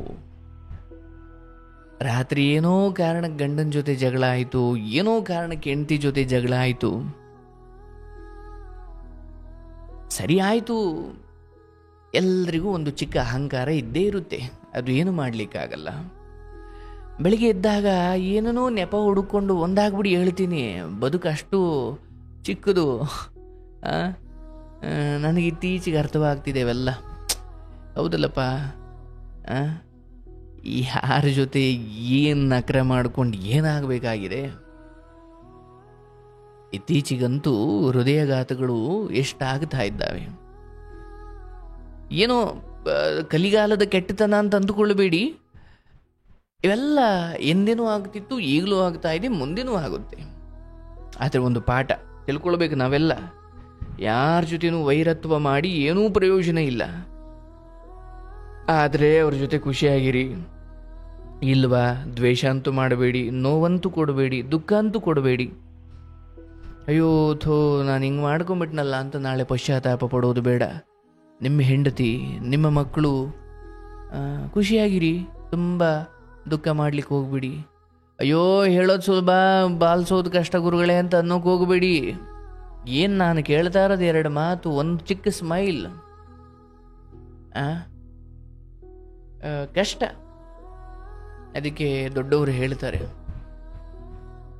ಎಲ್ಲೋ ಹುಡುಕಿದೆ ಇಲ್ಲದ ದೇವರ ಕಲ್ಲು ಮಣ್ಣುಗಳ ಗುಡಿಯೊಳಗೆ, ಇಲ್ಲೇ ಇರುವ ಪ್ರೀತಿ ಸ್ನೇಹಗಳ, ಇಲ್ಲೇ ಇರುವ ಪ್ರೀತಿ ಸ್ನೇಹಗಳ ಗುರುತಿಸದಾದೆನು ನಮ್ಮೊಳಗೆ. ಎಲ್ಲೋ ಹುಡುಕಿದೆ ಇಲ್ಲದ ದೇವರ ಕಲ್ಲು ಮಣ್ಣುಗಳ ಗುಡಿಯೊಳಗೆ. ಎಲ್ಲೋ ಹುಡುಕೋ ಮನುಷ್ಯ, ಇಲ್ಲಿ ಪ್ರೀತಿ ಸ್ನೇಹ, ಅಪ್ಪ ಅಮ್ಮ, ಹೆಂಡತಿ, ಮಕ್ಕಳು, ಏನೇನೋ ಕಾರಣಕ್ಕೆ ಹೊರಗಡೆಯವರನ್ನು ಆರಾಧಿಸ್ತಾ ಒಳಗಡೆ ಇರೋರಿಗೆ ಕಣ್ಣೀರು ಹಾಕಿಸ್ಬಿಟ್ಟಿರ್ತೀವಿ. ನಾನು ಹೇಳ್ತೀನಲ್ಲ, ನಿಮ್ಮನ್ನೇ ಪ್ರಾಣ, ನಿಮ್ಮನ್ನೇ ಭರವಸೆ ಅಂತ ನಂಬಿಕೊಂಡು ಬದುಕಿರೋರ ಪಾದ ಹಿಡೀರಿ. ಭಗವಂತ ನಿಮ್ಗೆ ಒಳ್ಳೇದು ಮಾಡ್ತಾನೆ. ಅವ್ರು ಚಿಕ್ಕವರಾದ್ರೂ ಪರವಾಗಿಲ್ಲ, ಅವ್ರ ಪಾದ ಹಿಡೀರಿ, ಅವ್ರನ್ನ ಗಟ್ಟಿಗೆ ಅಪ್ಕೊಳ್ಳಿ. ಅವರೇ ಸತ್ಯ. ಹೊರಗಡೆ ಅವ್ರಿಗೆ ಏನು ನೀವು ಮಾಡಿದ್ರು, ಹೊರಗಡೆ ಅವ್ರಿಗೆ ಏನೇ ಖುಷಿ ಕೊಟ್ಟರು, ಒಳಗಡೆ ಇರೋರಿಗೆ ಕಣ್ಣೀರು ಹಾಕ್ಸ್ಲಿಕ್ಕೆ ಹೋಗಬೇಡಿ. ನೋಡಿ, ಈ ಹೆಣ್ಮಗಳು ಗಂಡನೆಷ್ಟು ಪ್ರೀತಿ ಮಾಡ್ತಾ ಇಲ್ಲು. ಪಾಪ ಆತ ಏನು ಕೆಟ್ಟ ಸಂಬಂಧ ಇಟ್ಕೊಂಡು ಈಕೆಗೆ ಮರ್ಯಾದೆ ತೆಗೆದಿಲ್ಲ ಅಥವಾ ದುಃಖ ಕೊಟ್ಟಿಲ್ಲ, ಆದರೆ ವಿಧಿಗೆ ಇಷ್ಟ ಇಲ್ಲ. ಹಂಗೆ ಸುತ್ತ ಇರುವ ಸಂಬಂಧಗಳನ್ನು ಸಂಭ್ರಮಿಸೋದು ಬಹಳ ಮುಖ್ಯ. ಇದು ನಾವು ಮಕ್ಕಳಿಗೆಲ್ಲ ಹೇಳ್ಕೊಡ್ಬೇಕು. ಅಪ್ಪ, ಯಾರ ಜೊತೆನೂ ಜಗಳ ಮಾಡ್ಕೊಬೇಡ ಕಣಯ್ಯ, ಯಾರ ಜೊತೆನೂ ತಾಪತ್ರ ಬೇಡ, ದ್ವೇಷ ಬೇಡ. ಎಲ್ಲರೊಂದಿಗೂ ಅಟ್ಲೀಸ್ಟ್ ಮಾತಾಡೋಕ್ಕಾಗದಿದ್ರೆ ಮೌನವಾಗಿರು. ಒಂದು ನಗು ಇಟ್ಕೋ. ಎದುರುಗಡೆ ಒಂದು 1000 ಮಾತಾಡಲಿ, ನಗು ಇಟ್ಕೋ. ಇದೇನಪ್ಪ, ನಾನು ಏನು ಮಾತಾಡ್ರು ಅವನು ಮಾತೇ ಆಡಲ್ಲ ಅಂತ ನಿನ್ನಿಂದ ದೂರ ಆಯ್ತಾನ, ಅವನು ಆಗಲಿ. ನೀನು ಏನು ಬೈದ್ಬಿಟ್ಟು ದೂರ ಇಡಬೇಡ. ನಿನಗಿಷ್ಟ ಆಗಲಿಲ್ವಾ, ಮೌನವಾಗಿದ್ದು ಬಿಡು. ಈ ಕೆಟ್ಟವರು ನಿಮ್ಮ ಜೊತೆ ಇರೋದು ಹೆಂಗೆ ಹೇಳಿ ನೀವು ಅರ್ಥ ಮಾಡ್ಕೊಳ್ಳಿ. ಅವನೇನೋ ಯಾವುದೋ ಹೆಣ್ಮಗಳ ಬಗ್ಗೆ ಕೆಟ್ಟದಾಗಿ ಮಾತಾಡ್ತಾನೆ, ಅವ್ರಿವ್ರ ಮನೆ ಬಗ್ಗೆ ಅಸೂಹೆ ಕೆಟ್ಟದಾಗಿ ಮಾತಾಡ್ತಾನೆ. ಅವಾಗ ನೀವು ಕೂಡ ಉಕಣ ಅವ್ರು ಹಂಗೆ ಕಣೋ ಅಂತ ನೀವು ಅವನಿಗಿಂತ ಒಂಚೂರು ಜಾಸ್ತಿನೇ ಮಾತಾಡ್ರೆ ಅವನು ನಿಮ್ಮನ್ನು ಅಂಡ್ಕೊಂಡ್ಬಿಡ್ತಾನೆ. ಯಾಕೆ? ಓಹೋ, ನನ್ನ ಬುದ್ಧಿನೂ ಇವನಿಗೆ ಇದೆ ಅಂದ್ಕೊಂಡು. ನೀವು ಅವನು ಏನೋ ಇನ್ನೂ ಕಂಡವ್ರ ಹೆಣ್ಮಕ್ಳ ಬಗ್ಗೆ ಕೆಟ್ಟದಾಗ ಮಾತಾಡ್ತಿದ್ರು ಕೂಡ ನೀವು ಸುಮ್ಮನೆ ನಗ್ತಾ ಹಂಗೆ ಸುಮ್ಮನೆ ಇದು ಬಿಡಿ. ಅವನು ಅಯ್ಯೋಯ್ಯೋ ನಾನು ಒಳ್ಳೆಯವನ ಮುಂದೆ ಬಂದು ಇಷ್ಟೆಲ್ಲ ಕೆಟ್ಟದ್ದು ಮಾತಾಡ್ಬಿಟ್ನಲ್ಲ ಅಂತ ಒಂದು ಈ ದುಃಖದಲ್ಲಿ ಪಶ್ಚಾತ್ತಾಪದಲ್ಲಿ ಆಚೆ ಹೋಯ್ತಾನೆ. ಇಲ್ಲ ಇವ್ನು ನಮಗೆ ಸೂಟ್ ಆಗಲ್ಲ, ನಾನು ಒಂದು ಕೆಟ್ಟದ್ದು ಮಾತಾಡಿದ್ರೆ ಎದುರುಗಡೆ ಇರೋ ಒಂದು 2 ಕೆಟ್ಟದ್ದು ಮಾತಾಡಿದ್ರೆ ಇಬ್ಬರು ಸ್ನೇಹ, ಇವನೇನು ಏನೂ ಮಾತಾಡಲ್ಲ ಅಂದ್ಕೊಂಡು ನಾಳೆಯಿಂದ ನಿನ್ನ ಸವಾಸಿಗೆ ಬರಲ್ಲ ಅವನು. ಸೊ ಹೀಗೆ ಈ ಥರ ದೂರ ಮಾಡ್ಕೊಳ್ಬೇಕು ಕೆಲವೊಬ್ಬರನ್ನು. ಆಗಲಿ, ಒಳ್ಳೆಯದಾಗಲಿ ಈ ಹೆಣ್ಣುಮಕ್ಕಳಿಗೆ, ನಿಮ್ಮೆಲ್ಲರ, ಅದರಲ್ಲೂ ಈ ಹೆಣ್ಣುಮಕ್ಕಳಿಗೆಲ್ಲರ ಹಾರೈಕೆ ಇರಲಿ.